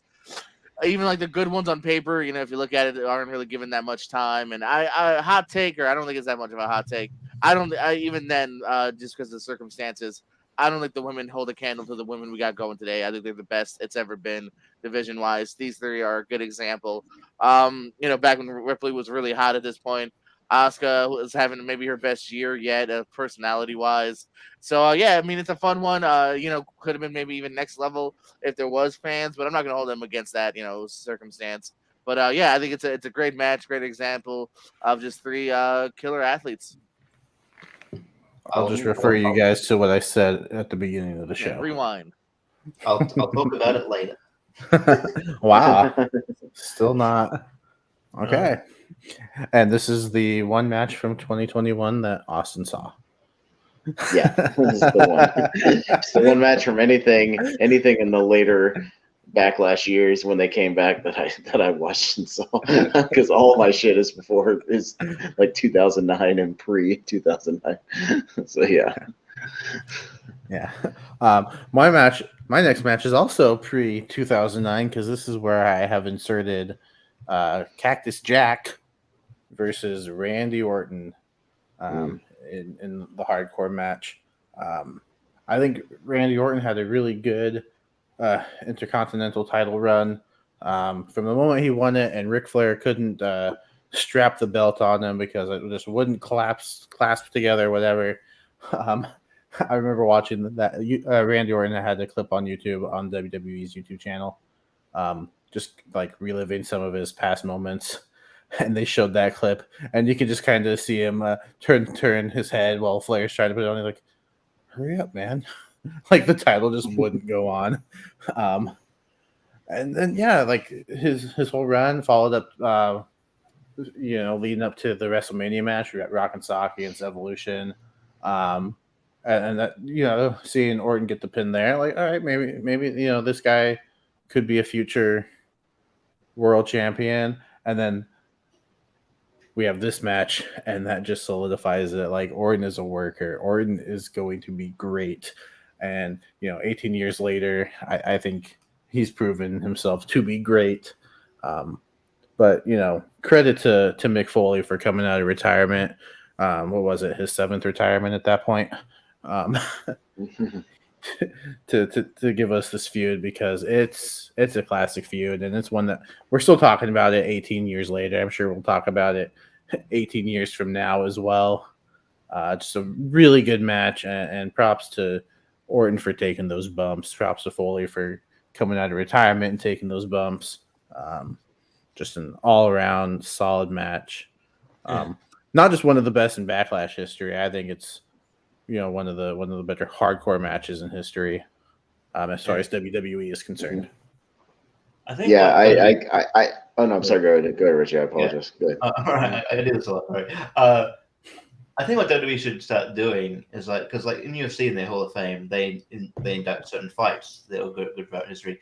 I think sometimes WWE should induct matches. They should look at inducting, great matches throughout history. And I think this would, if you're talking about Mick Foley's career and Randy Orton's career, this would be up there. So I think it'd be cool if they actually started inducting matches and gave this kind of match a showcase. But yeah, and that's what I was going to say.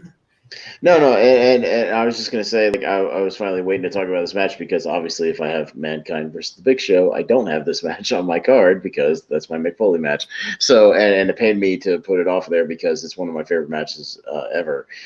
It's just with it again, I was kind of in Jordan's logic. If I put it on there with some of these other ones, I would just end my potential main event with that. I would have just had too many no holds barred sort of hardcore matches, and I just didn't want to overload that. But yeah, like. It was both a great thing for Orton and a little bit of a bad thing because at the same time he had this match, they made him a star and they kind of hot-shotted him to the world title at SummerSlam, if you remember. Then he beats Benoit like 3 months later for the world title, and it was a little too soon. Like, I think they should have held off till the next WrestleMania or something to do that. And so they hot-shot a little bit, and I think they just pushed it on him way too fast. But at the same time, it's totally made Orton Legend Killer. Orton is still my favorite Orton of all time. Like, this whole run he had in 2003, a little bit 2004, just doing the Legend Killer gimmick. I just thought all the different segments he had were great. The stuff, even if everybody remembers the segment he had with Jake Roberts, was really good, where Jake Roberts got a promo on him, almost hits the DDT, and then turns it around at RKO. Like, all that stuff was great. But yeah, like this was it's still one of my a match I go to a lot. I even rewatched it for this one just to make sure, and it's still great. It still holds up. I think with the Orton thing, I think it wasn't just because they put the world title on too soon. It was like they put he was just starting to get red hot as a heel, and they turned babyface. So it's like I think it was too much. They did the Rock thing where it was like they didn't just naturally let it go. Like, the crowd was getting into Orton. They should just let it keep simmering, for a couple more months, throughout the rest of 2004, and then 2005 maybe have Evolution, fall apart, but have Orton be a face, Batista be a face, and have Triple H and Ric Flair still be the heels, whatever. You could have done something with that, but they just hot-shot it too much. But that's another topic for another time. But yeah. All right. So I think we are into the co-main event. Can we call it? Oh, I think maybe I've still got number 7 because I think you might accidentally skipped it because I got 7 here. I thought you said. I thought you mentioned when you mentioned that you had the same one as Austin. I thought. No, he almost did. I had it at my 7th. And I We're took live, it off. folks. No, sorry, that was my fault. I had it on my 7 and I took it off my list. Oh. But Come on, Richie. So I've got another sort of match from the sort of pandemic era, and it's a women's match, but not the other one. It's and I just want to get in some love. I got a women's tag title match: Bayley and Sasha versus Alexa and Nikki versus the Iconics. I sort of wanted to give some love to the Iconics because they sort of just recently announced they're stepping away from wrestling for a bit. I think they're, obviously I'm biased because they're Australian, but they're very entertaining. They made the most of the time that'll be, even though they weren't sort of pushed that great, and I think it's a good highlight for them. And Alexa and Nikki were, and I think that they work as a tag team as well. I kind of think like the sort of untapped potential with them. I really like both of them. I just really like all these teams really, and just seeing all the matches kind of cool, and just having to make the most of it with there was literally in the period where it wasn't even just a Thunderdome. There was nobody. It was like it was funny because I think like the wrestlers could hear the commentators very perfectly. So I think like there was one point where Michael Cole was like, "Oh look, it looks like Bayley and Sasha might be out of it," and then she just yelled out, "No, we're not." I don't know.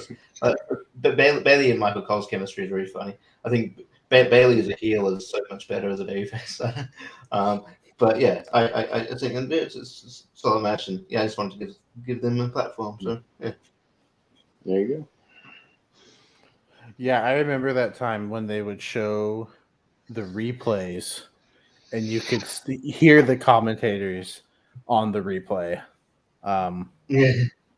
Like what they had actually said, like you could hear that. It's like, all right, the wrestlers get to hear the commentary for their own matches now. I wonder how distracting that was for them. If it was. I don't know. I'm not a wrestling commentator or a wrestler. But Jordan is. You can check him out in Florida. Yeah, what did you think of this match? I was for a while. Pro Wrestling Extra on YouTube. Still available. Oh, okay. Yeah. Mm-hmm. If you want to hear Pez do some play-by-play, or I'm sorry, if you want to hear Austin Howell do some play-by-play while Pez is in the ring reffing, it's two different people. I don't know what you're talking about. I've done that before. I've done it. You do it in post, and you can clearly see me in the background walking around. Yeah. No, we recorded our stuff in post while we did some segments in front of a green screen like for the intros while I'm commentating over clearly me reffing most of the matches we're commentating over. Yeah. But it's a lot of fun. That's what I'm saying. Yeah, do it in post and you clearly see me doing another task in the background. Yeah. Right. Yeah. But it's fun. Yeah. But, no, solid triple threat tag team match. Nice to get some more women on the card. I think Jordan, you said it earlier. Yeah, the talent, the women's roster now is definitely. I don't want to say leagues above, the 2000s, but Partly. there's a big gap. Well, that's because they're focusing on, for the most part. I mean, for the most part, you could probably argue now with NXT 2.0 they might not be, but for the most part, they're focusing on, when they're hiring women, they're focusing on women who can work, as opposed to women who look hot. Yeah. What, you mean Candice Michelle wasn't the greatest wrestler of all time? What are you talking about? She could be okay, but yeah, she could be okay for a bit, yeah. But yeah, you have people that were straight up there for no reason, not no reason, but like your Stacey, your Tories, like they never even tried. Literally, the way Kelly and Alicia Fox became okay, but like the way Kelly and Alicia Fox got hired is because John Laurinaitis was looking at a swimsuit magazine. Yeah. Just like, oh, get off. Mm-hmm. All right. So, with that unfortunate skip, deepest apologies. Apologies. Mm-hmm. Now we can get into the co-main events. Are we going to call them that? I mean, I'm not calling it for mine, matches. but you'll see why. Like I'm not. I have a clear main event, and everything else is just part of the card. Yeah, my main event, but I would say that's my semi-main. Okay, semi-main. That Yeah. Yeah, mine is definitely not a semi-main. It's not the semi-main, Okay. kind of a thing. It's just, but again, there's a method to my madness. So after I have my matches, I have my pre-tape with Big Show and Mankind. Give it a little break. I want to get the crowd warmed back up for the main event. So oddly enough, I've already had my SmackDown tag team title match. So now I have my Raw tag team title match. I also have tag team turmoil from Backlash 2005. Oh my as God. Richie did. All right. Yeah. So to bring the crowd back, and again, my logic is you bring these guys in. It's another different style of match to kind of keep the crowd interested. You bring these sort of the Scotland style sort of thing, and to me, with this one in particular, I don't think it's really hurting anybody. I mean, look at the teams that got involved. We got the Heartthrobs. I didn't even remember the Heartthrobs until I watched this match. Like I was like, oh yeah, they existed for a couple of months. Simon Dean and Maven. Is that really going to hurt them? I mean, and then realistically, it comes down to the teams that were kind of feuding at the time, anyways. Love Resistance and Hurricane and Rosie. And Hurricane and Rosie, they have a quick little match. Hurricane and Rosie gets the win. It's kind of cool because it was their first win as champions. We hadn't seen Hurricane really be a champion at all at that point. I don't think. I think he maybe had the cruiserweight title at some point, or maybe that was Gregory Helms later. I can't remember. But the crowd was surprisingly really into it when they won. The gimmick kind of worked, and Regal and Tajiri kind of held the work rate of the first half because they were working the Heartthrobs to start, then they go over on Simon Dean and Maven and kind of keep the workhorse stuff, and then La Resistance comes in and gets a cheap win. I think it works out just fine. It was about 15 minutes. Crowd's into it for all the stuff, kept them interested with all the different teams coming in, and get them warmed back up and reheated for the main event. So for my big banger of a main event. So that's my logic. So I also have Tag Team Turmoil, Richie, from 2005. So there you go. Hit that quiet. I'm like, oh man, that was silly putting Tag Team Turmoil on there. Cool. No, I have logic to it. Of all the matches I expected. Of all the matches I expected to be mentioned twice. Yeah, right. It's like you say you're like Edge Kurt Angle. Yeah, I get that one. You're like Mick Foley Orton. I get that one. Even the opener, Los Guerreros, all that. I get that. Yeah, you're like, and even Dean and Scotty. It's like, yeah, no, Tag Team Turmoil 2005 gets mentioned more than once. There you go. So yeah.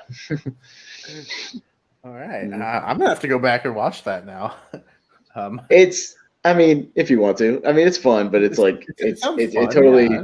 it's not like an all-timer or anything. But I just think on my card, it's kind of a perfect placement to kind of rev things back up and get things back going again after the pre-tape stuff. So that's all. That was my logic. All right, Richie, what do you got going on before the main? Oh, we're finally going to mention it. Speaking of multiple matches, Rhea Ripley versus Charlotte versus Asuka. Oh, cool. We're going to get there. Is that the one? Is that the only one that's been mentioned between all four of us, though? Between all of them, the one we all had as a crossover. Because I'm the only one who didn't have Foley and Orton, so I was the odd man out on that one because of just my placement. You'll see why. But yeah, that was my only. I think that was the closest. So yeah, no. Oddly enough, the one that gets all four is the best women's match in the history of Backlash, essentially. So there you go.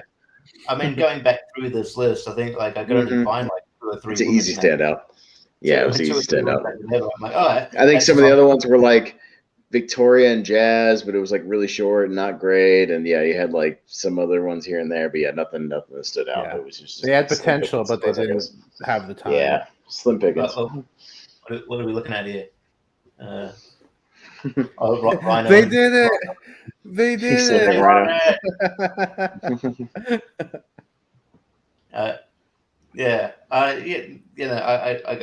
We've talked about this the most, so don't know what to add here. I'd argue that Rhea Ripley is still hot in both the looks, and but yeah, it'd be interesting to see how the new heels run pans out. There's a rumor that she's supposed to be in Edge's faction, literally called Judgment Day. His faction's called Judgment Day. I feel like they had that. We'll do a dream card. They had the. I feel like they haven't done Judgment Day's pay-per-view for a long time, so they had the copyright there. I'm like, oh, just make it in the name of a faction, so we can use that. We can use that we can use that we can make use of our copyright of Judgment Day. I can't wait for the next. Can't wait for the next faction to debut. No Mercy. My favorite faction, Great Balls of Fire. My the favorite faction, Bragging Rights. Yeah, but like this is really solid. Three really solid workers. And yeah, I guess maybe I wish that Charlotte would take the pin, but it's I don't know. Charlotte, I mean, it's not like I feel like people get you have got Charlotte for all the time. Like, no, I don't think it's just a booking. Especially, I don't think she's got any involvement in that. But it's a really solid match. So yeah, 2 women's matches in a row. Oh my god. Yeah. Oh my god. What do you do? Again, I'll refer to what I said at the beginning of the show. All right, Jordan, I'm gonna pull this graphic up. I'm gonna leave it up for a while because it's Jordan go. I think Jordan's computer crash again. Right. Well, right. Well, it's if you guys saw the graphic, I didn't actually. So it was for Shawn Michaels versus Batista with Chris Jericho as the special guest referee from Backlash 2008. Of course, this was the Backlash following WrestleMania 24, where Shawn Michaels retired Ric Flair, and Batista didn't particularly care for that. The build-up for this match, I thought it was fantastic, with Jericho kind of instigating, but between the two, like, Shawn, I think deep down you really enjoyed retiring.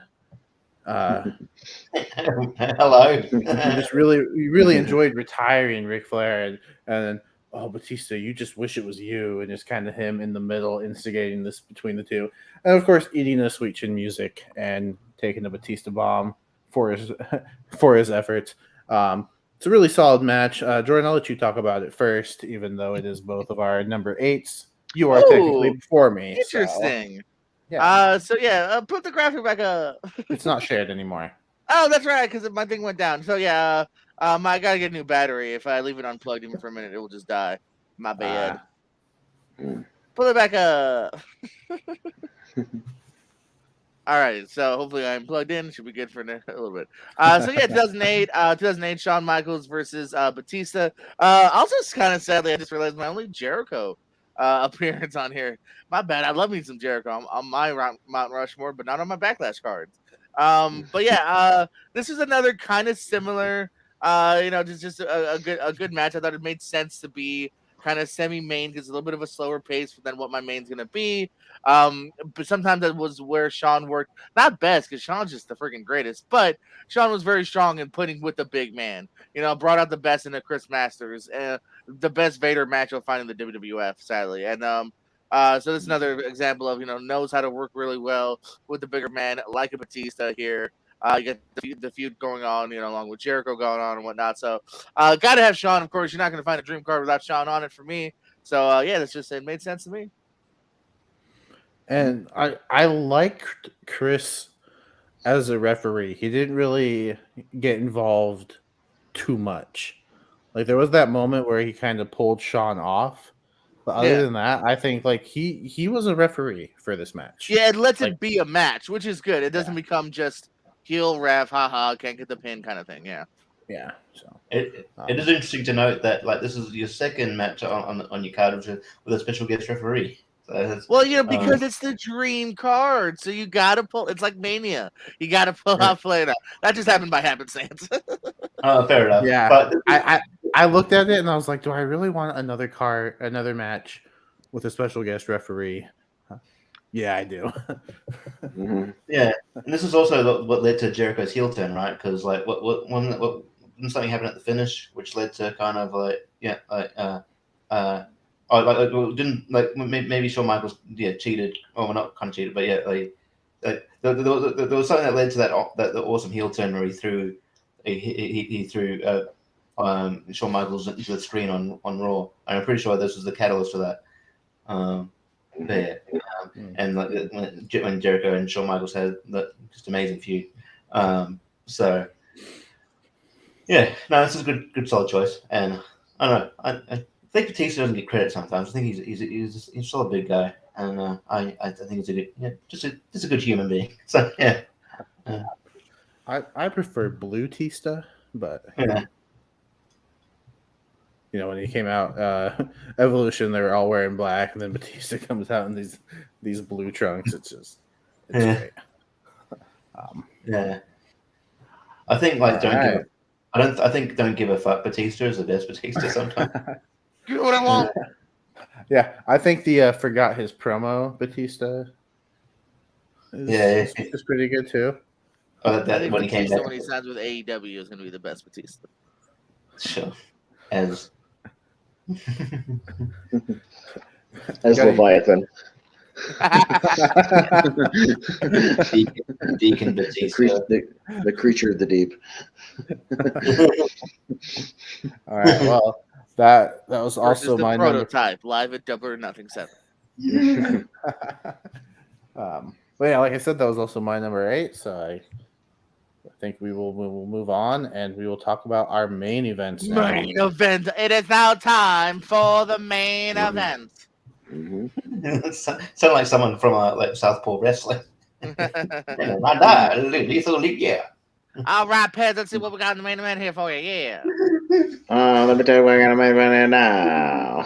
No, so my whole card's been building up. I just wanted an absolute killer main event, and I again struggled with which Backlash 2004 to go with. If I had gone with McFoley and Orton on the card, I would have probably gone again. My logic was, if I go McFoley and Orton, then I go Rock and Stone Cold. But then again, it got too complicated. That's 3 no holds barred matches, and I also realized that Shane McMahon was the guest referee for that one and Backlash 2000. So Backlash 99 and 2000, he was the guest referee for both main events, which was odd. I don't know if that was planned or just they didn't realize that at the time. So instead, no, I went with the Backlash 2004 main event: Chris Benoit versus Shawn Michaels versus Triple H, triple threat for the World Heavyweight title. This match is just a killer, and it's I don't know if it's, if you were to watch that and the WrestleMania main event back to back, they're both really good. I think WrestleMania has more emotion to it, but this one had some really cool booking to it that still made it unique. The fact that it's the show took place in Edmonton, so Benoit was like the big hometown hero. So because it was in Canada, Shawn Michaels was a total heel, and he doesn't actually flip the switch on playing heel till about halfway through. And Triple H is sort of the neutral, sort of he's a heel, but not when he's beating up Shawn Michaels, but he is when he's beating up Chris Benoit, sort of the in-between guy. But they do some really fun stuff. Again, the work rate is still super solid. They still do some fun spots. They do a spot where, of course, Shawn puts Benoit on a sharpshooter, and Earl Hebner comes out, and they tease the screw job thing, which of course just got the crowd even hotter and started the "You Screw Brett" chants just for the rest of the stuff. And of course, it had to be Earl Hebner. But yeah, they have a lot of really good stuff. There's a great spot where Shawn is tuning up the band, and both Triple H and Benoit are down, and he chooses intentionally to kick Benoit, which just turns the heel heat up to like 1,000,000, in the choice of the two. And then so he kicks him off the apron, and then him and Triple H, who had already been feuding as well, just continue their stuff. Just really good booking, and mixed with a good work rate. And then Benoit gets the win with the sharpshooter in Canada on Shawn Michaels. So it's just really well booked, really well, and you just send that crowd home happy. So yeah, that's my choice for the main event, is the Backlash 2004 main event, the triple threat match. That's what I went with. No, it's very solid. It almost made my list. I feel like obviously that they go back to the Montreal Screwjob well a lot, and maybe sometimes to a point where it's like you get over it. But like this was booked very well, and it was a way to pay sort of not homage, but like to reference that, and then for it to actually work. I think all the stars aligned for it to actually work, with it being in you know, being in Canada, and then yeah, no, it was great, and then they played off it really well, and then like Benoit tapping Shawn with the sharpshooter. It was just it was like a perfect finish. So it's a very solid match. I don't think gets talked about that much. I didn't seem to reference the Benoit winning the title at WrestleMania, which is also a good match. But it's like people forget that they immediately ran it back in the next pay-per-view. So it's a total rematch, which they do a lot. But the fact that it's in Canada and they play around with the roles that each person has in that match, just they were able to kind of almost put together a fresh match out of the rematch. It has a fresh angle to it, which is why I like it so much. It's just a different dynamic. So I like this one a lot. It's a great match. If it wasn't for Voldemort, I might have went with it too, because it's just a heavy task too to follow up the Mania match and then be different and be just as good, and it really is. I don't know if there's a better back-to-back pay-per-view triple threats, which is kind of interesting. Like another nod it has. Like I don't know if that's ever happened, but man, this is a great one. So no qualms with this one being in the main.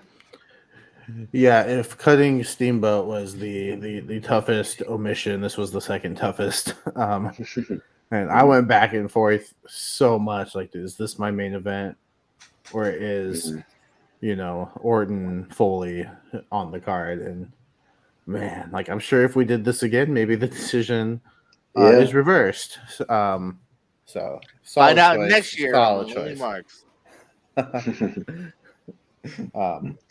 There's no argument from me that this is a very worthy main event for a Dream Backlash card. Richie, what is your main event for the Dream Backlash card? Austin sort of referenced it a little bit, but mine is, I've seen a couple of batches of theirs, and they're all very good. You just can't go past Rock versus Austin. It's Rock versus Austin from Backlash '99. This match is great, and I think it sort of also gets lost in the pantheon of their matches. It's fantastic. Features one of the better stunners when Rock's holding the camera and he's holding the camera and oh shit, and he hits the stunner. It's so fun. It's when Rock's just started coming to his own. I'm like, man, this guy is special. He's gonna, he's just, like one of those once in a. They're both like once in a sort of lifetime talents. And then that's just the heat. This match is great. And then I can never get enough of Rock versus Austin matches. So this is my main event. But it was I tossed between that and the triple threat, and I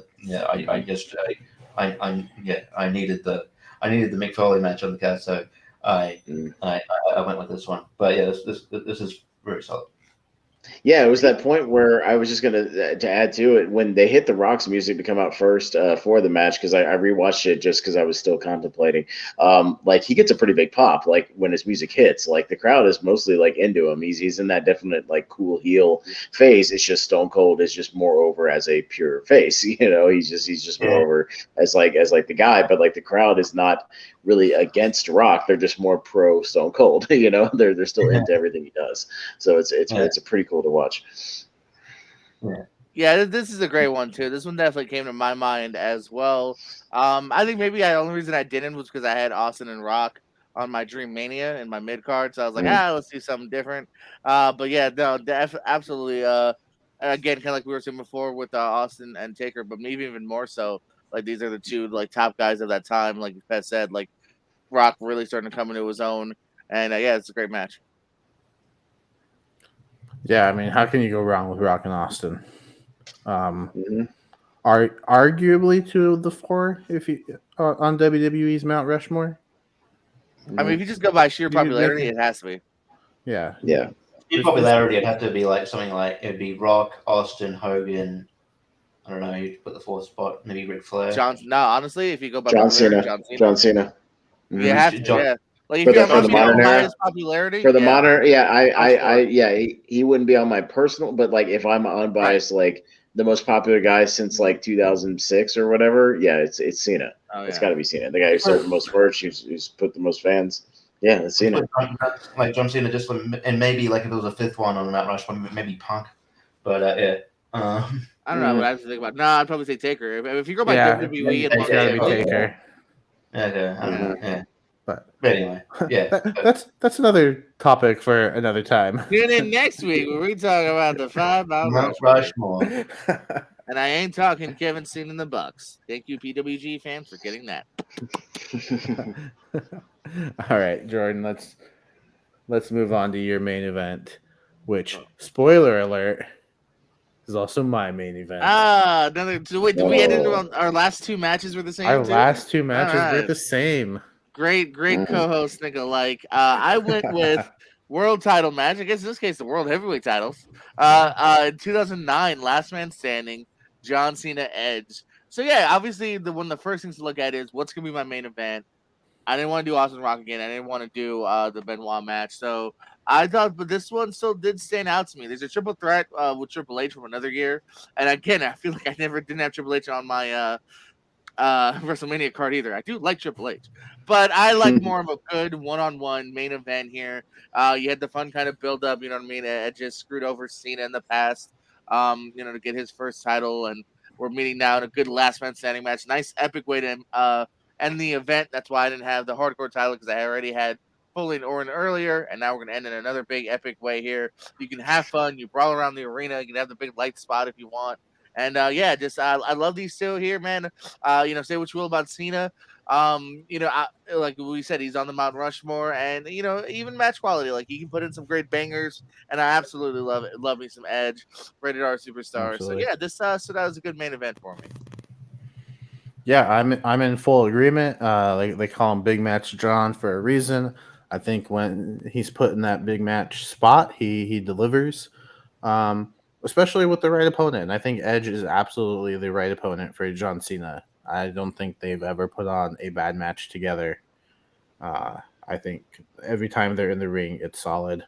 I think I really enjoyed the ending where Big Show, choke slams him through the light. I think Edge is a great heel champion, and taking it off of super babyface John Cena. Because people are very hit and miss with John Cena. I don't think that's a secret at all. Even though he's heel, people are still happy to see him take the belt off of Cena. Just let Cena be Cena, guys. I don't know why people hate him. Yeah, he's a good man. I'm in the camp of I don't get the dislike either. Like, yeah, he's not as technical as a lot of other people are, but he can still pull up good matches. He pulled off a decent match, like a watchable match with the Great Khali at a pay-per-view. So come on. That was a pay-per-view I went to. It was in Jacksonville, Florida. The John Cena Great Khali, whatever it was, Last Man Standing, Right Quit, whatever the hell it was. Yeah, and that one also had a good ladder match with the World's Greatest Tag Team and the Hardy Boys. So that was a good show. Mm-hmm. Yeah, I'm not calling Umaga a bad worker. But I think Umaga's best match, like the character of Umaga, I think his best match was with John Cena. Yeah, I think John Cena really delivered. Yeah, I think John Cena really delivers in big matches. Yeah, no exception here. I just missed that belt. That belt was amazing. That belt was sexy. I fucking love it. They should not. Yeah. Not get rid of that belt. That belt screams like top tier. We're gonna do a tier. We're gonna do a tier ranker fight, and that belt is S tier wrestling belt. It's a top 10 wrestling championship, just based on looks. Yeah, that one's probably number one. I'd still have that one. Yeah. All right, now is that a serious topic? No, but it would be a fun show. Because I don't know if Jordan Anderson wants to do it, but I could probably whip something up. We can do it. Let's talk about it off screen, and if that's something that we really want to do, the butterfly belt make it happen. The butterfly belt would be S tier, right? Yeah. Right. Never mind, we're not doing it anymore. No. Man, that hardcore title, man, is a thing of beauty. With all the especially when Crash Holly's caution tape. I would say though, for uniqueness, I love the hardcore title. It's a unique. I did too. I think it works for it is. You don't want to make it like a big, just prestigious belt. All right. Before we go too far off the rails here and start babbling, let's just run down our cards one more time, top to bottom, starting with you, Pez. Yeah. No, top to bottom. I open up with Backlash 2003, the SmackDown Tag Team titles, Los Guerreros versus Team Angle. Follow up that with Hardcore title, Rhino versus Raven, Backlash 2001. Move to the light heavyweights with Dean Malenko, Scotty 2 Hottie, Backlash 2000. Followed up with the ladies, Rhea Ripley, Charlotte Flair, and Asuka from Backlash 2021. Bring out the heavy hitters with Edge versus Kurt Angle from Backlash 2002. And get a little veteran legend action with Chris Jericho versus Ricky Steamboat from Backlash 2009 after that, followed with a little backstage fun with Big Show versus Mankind, Backlash 99, the Boiler Room Brawl. Then the Tag Team Turmoil to warm the crowd back up, Backlash 2005 with the Heartthrobs, Regal Tajiri, Simon Dean Maven, Law vs. Johnson, Hurricane and Rosie. And my main event of the evening is Backlash 2004, Chris Benoit, the Heartbreak Kid, Shawn Michaels, and Triple H for the World Heavyweight Championship. All right, Richie. That's a sexy card. You guys got to admit that. Speaking of sexy, Jack's right. No, my opening matches from 2009, I believe, Backlash, Jack Swagger versus Christian, the ECW Championship. I also have Raven versus Rhino, hardcore match for the hardcore title from Backlash 2001. From Backlash 2002, Kurt Angle versus Edge. From Backlash 2017, I believe, Nakamura versus Dolph Ziggler. From Backlash 2004, Intercontinental title match from Randy Orton versus Mick Foley. For the World Tag Team titles from 2005, the Tag Team tournament match, Hurricane Rosie, Regal Tajiri, La Resistance, the Heartthrobs, and Simon Dean and Maven. From Backlash 2020, the women's tag titles, Bayley and Sasha versus Alexa and Nikki versus the Iconics. Triple threat Raw Women's title match, Rhea Ripley versus Asuka versus Charlotte. And main event for the WWE Championship from Backlash 99, The Rock versus Austin. All right, Jordan. All right, so on my kickoff, 2001 light heavyweight title, Jerry Lynn versus Scratch Holly. 2006 Goldust versus Rob Conway. 2016 Baron Corbin versus Apollo Crews. Pulled up graphics. Fuck pre-shows. And in 2003, my opener. Nah, man, I love pre-shows. Tag titles are on the line. Wrestling's greatest tag team, world's greatest tag team. Benjamin and Haas taking on Eddie and Chavo. Los Guerreros. 2017 U.S. titles on the line as Kevin Owens, my cuz, defends against the phenomenal one AJ Styles. From 2018, the big dog Roman Reigns takes on the Samoan submission machine Samoa Joe. 2002, Undertaker takes on Stone Cold, #1 contenders match. 2004, Intercontinental titles on the line and no disqualification match. Legend killer Randy Orton takes on Mrs. Foley's baby boy, Mick Foley. Good old tag team bout from 1999. The New Age Outlaws, Road Dogg Jesse James, the badass Billy Gunn takes on Owen Hart and Jeff Jarrett. 2021, the Women's Championship is on the line as Ripley, Charlotte Flair, and Asuka do battle. 2008, Chris Jericho referee, Shawn Michaels versus David Deacon Batista Drax. And from 2009, the World Heavyweight Championship is on the line, as you can't see him, but yes, you can, because there's a graphic. John Cena defends against the rated R superstar Adam Copeland. All right, and my card, with probably the most controversial placement of the night. Kicking us off, we got Charlotte versus Asuka versus Rhea Ripley for the Raw Women's Championship from WrestleMania Backlash 2021. Following that, we got The Undertaker versus Stone Cold Steve Austin with Ric Flair as the special guest referee. From wow, a 2-match card? Man, that was your main event? That's crazy. 2 matches of the crowd. And you screwed him over. What are we, ECW just member? Yeah. Sorry, Jacob. Number 3. Yeah, Heath, Slater, and Rhino versus the Usos for the SmackDown Tag Team Championships from 2016. Following that, we got Scotty 2 Hottie versus Dean Malenko for the Light Heavyweight Championship from 2000. AJ Styles versus Kevin Owens for the U.S. Championship from 2017 comes in at number 5. Number 6, we got Chris Benoit versus Kurt Angle in an Ultimate Submission match from Backlash 2001. Cactus Jack takes on Randy Orton in a hardcore match for the Intercontinental Championship from 2004. In my semi-main event, Shawn Michaels versus Batista with Chris Jericho as the special guest referee from Backlash 2008. And in the main event of the evening, we have Edge versus John Cena for the World Heavyweight Championship in a last man standing match from Backlash 2009. So is Richie the only one? Richie, what was your main event again? Rock and Austin? Yeah. I think it's funny how Richie's the only one with a WWE Championship match on the card. We all three of us had the World Heavyweight Championship. Yeah. And it was possible to have both titles on the card. I guess just didn't. I also didn't meant work to out that clarify way. that I wasn't sure if we would have multiple world titles and stuff. I wasn't sure. Oh, absolutely, yeah. It's not the same title. All right, I get what you're saying. Well, fellas, you know what's next, right? In June, it's Money in the Bank. So it's time to get your dream Money in the Bank cards ready. There's enough pay-per-views. I checked. Yeah, well, here's the thing. I would probably sit that one out because most of those pay-per-views were like post-2012, and I didn't watch a whole lot of those. So I'll see you at SummerSlam for the SummerSlam fantasy card.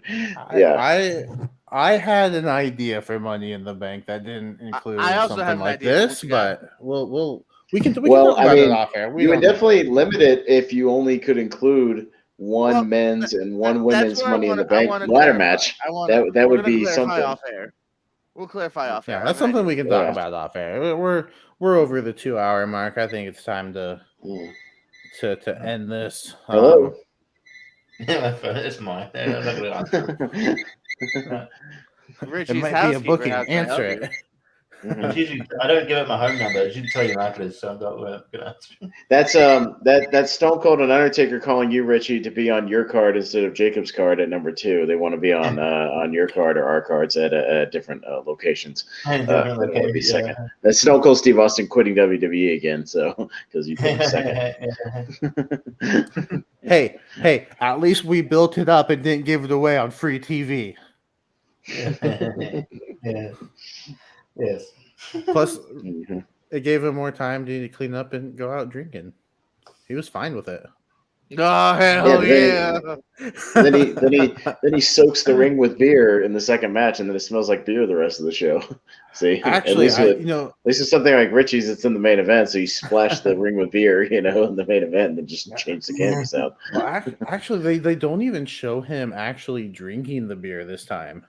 Like they just see him making the motion to the whoever tosses it to him, and I think he opens it, and then it cuts backstage. The guy who tossed Stone Cold the beers for all those years should be in the Hall of Fame in a special category. Yeah, he should have the Warrior Award. For all your years of brave throwing. Yeah. You know who else deserves to be in the Hall of Fame after all the abuse it's taken over the years? The Spanish announce table. Spanish announce table. Yeah, we should give it to Carlos Cabrera and Hugo Savinovich for having to, usually sit like at least to sit out. They have to sit out like 3 of the matches on the show because their table got broken, 5 matches in, and they don't have any monitors or tables. They just have to sit on their chairs. Yeah, that's unfortunate. Those guys deserve more props. And I was, there's been occasions where matches I really loved, I've actually gone back and turned on the Spanish commentary because I actually liked those guys a lot back in the day. Hugo and Carlos, they're a really good team actually. And the fact that it was also around the time where I was taking a lot of Spanish classes in high school, so I understood most of it. So I was I was pretty with it. I could catch the gist of it. So yeah. But anyways. Another subject for another time. Yeah. Our favorite Spanish announce table breaks, maybe. There we go. All right. Austin, what's coming up for you? I don't know. Let me look at my calendar. I don't know. I've got shit every night. We'll see. I'm on a show every damn day.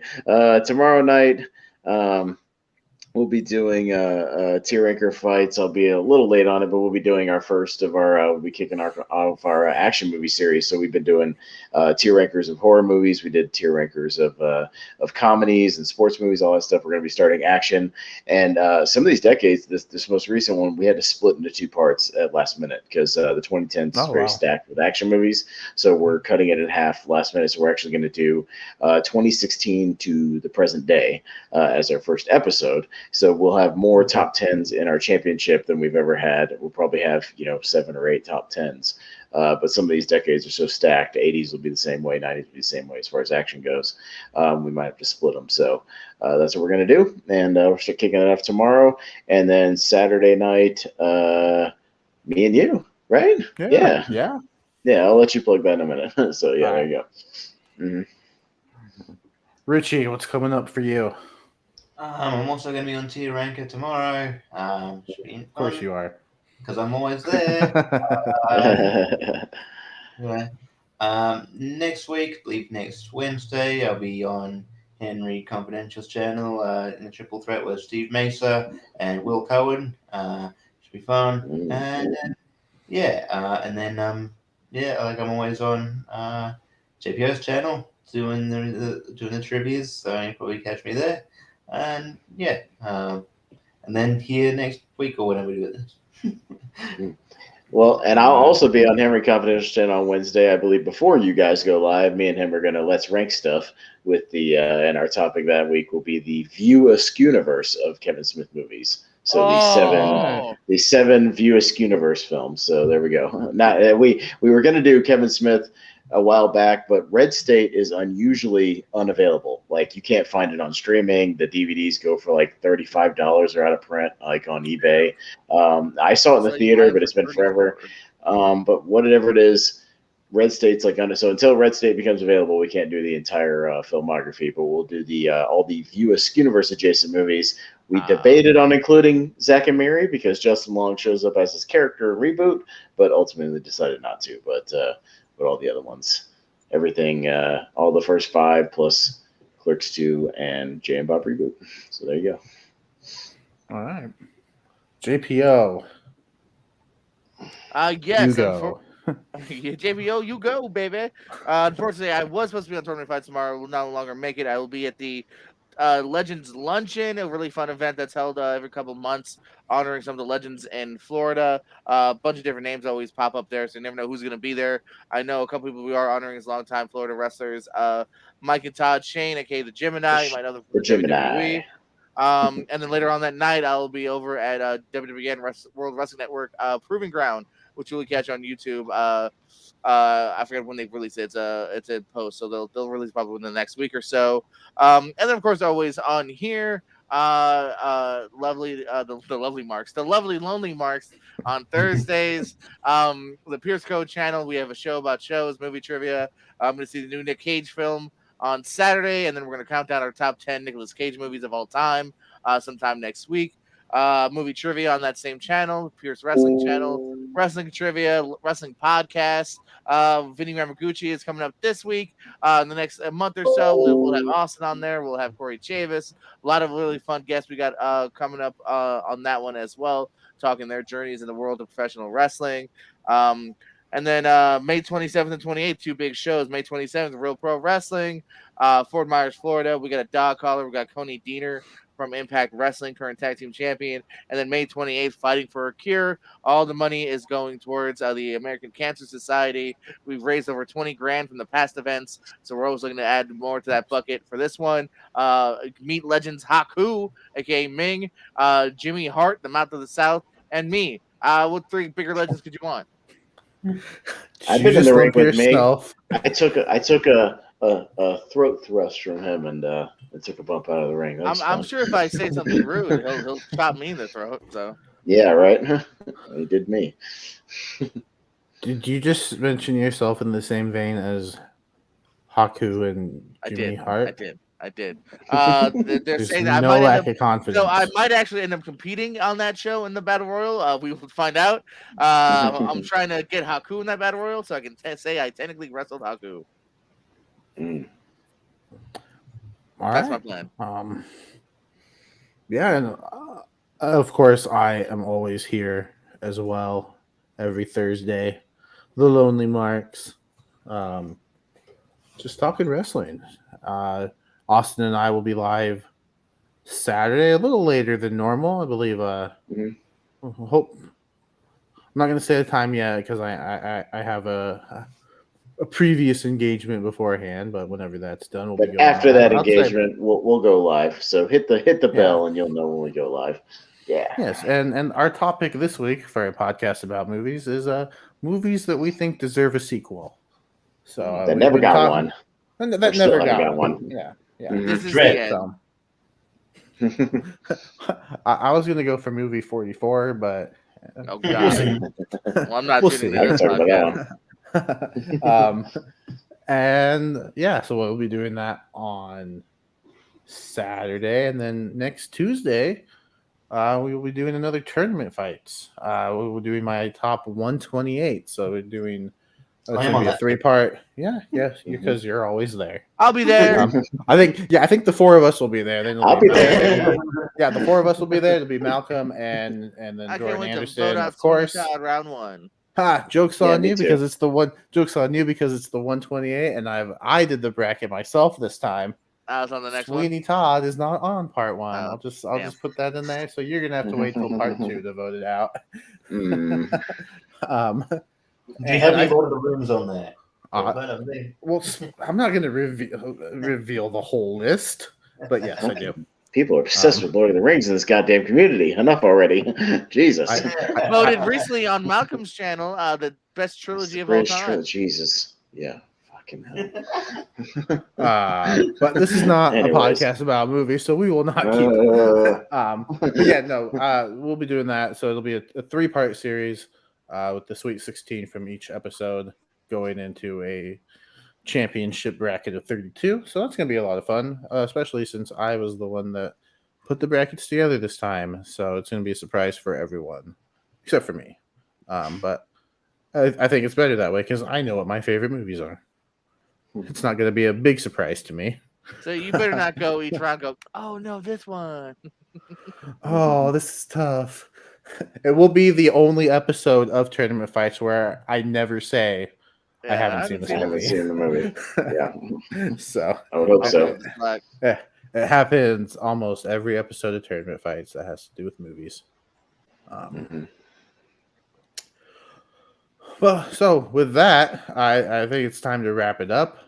Richie, is this that is Austin. I'm That's Richie. That's Jordan. That's Jordan. I'm Jacob. He's Jacob. And as always, just keep talking about wrestling.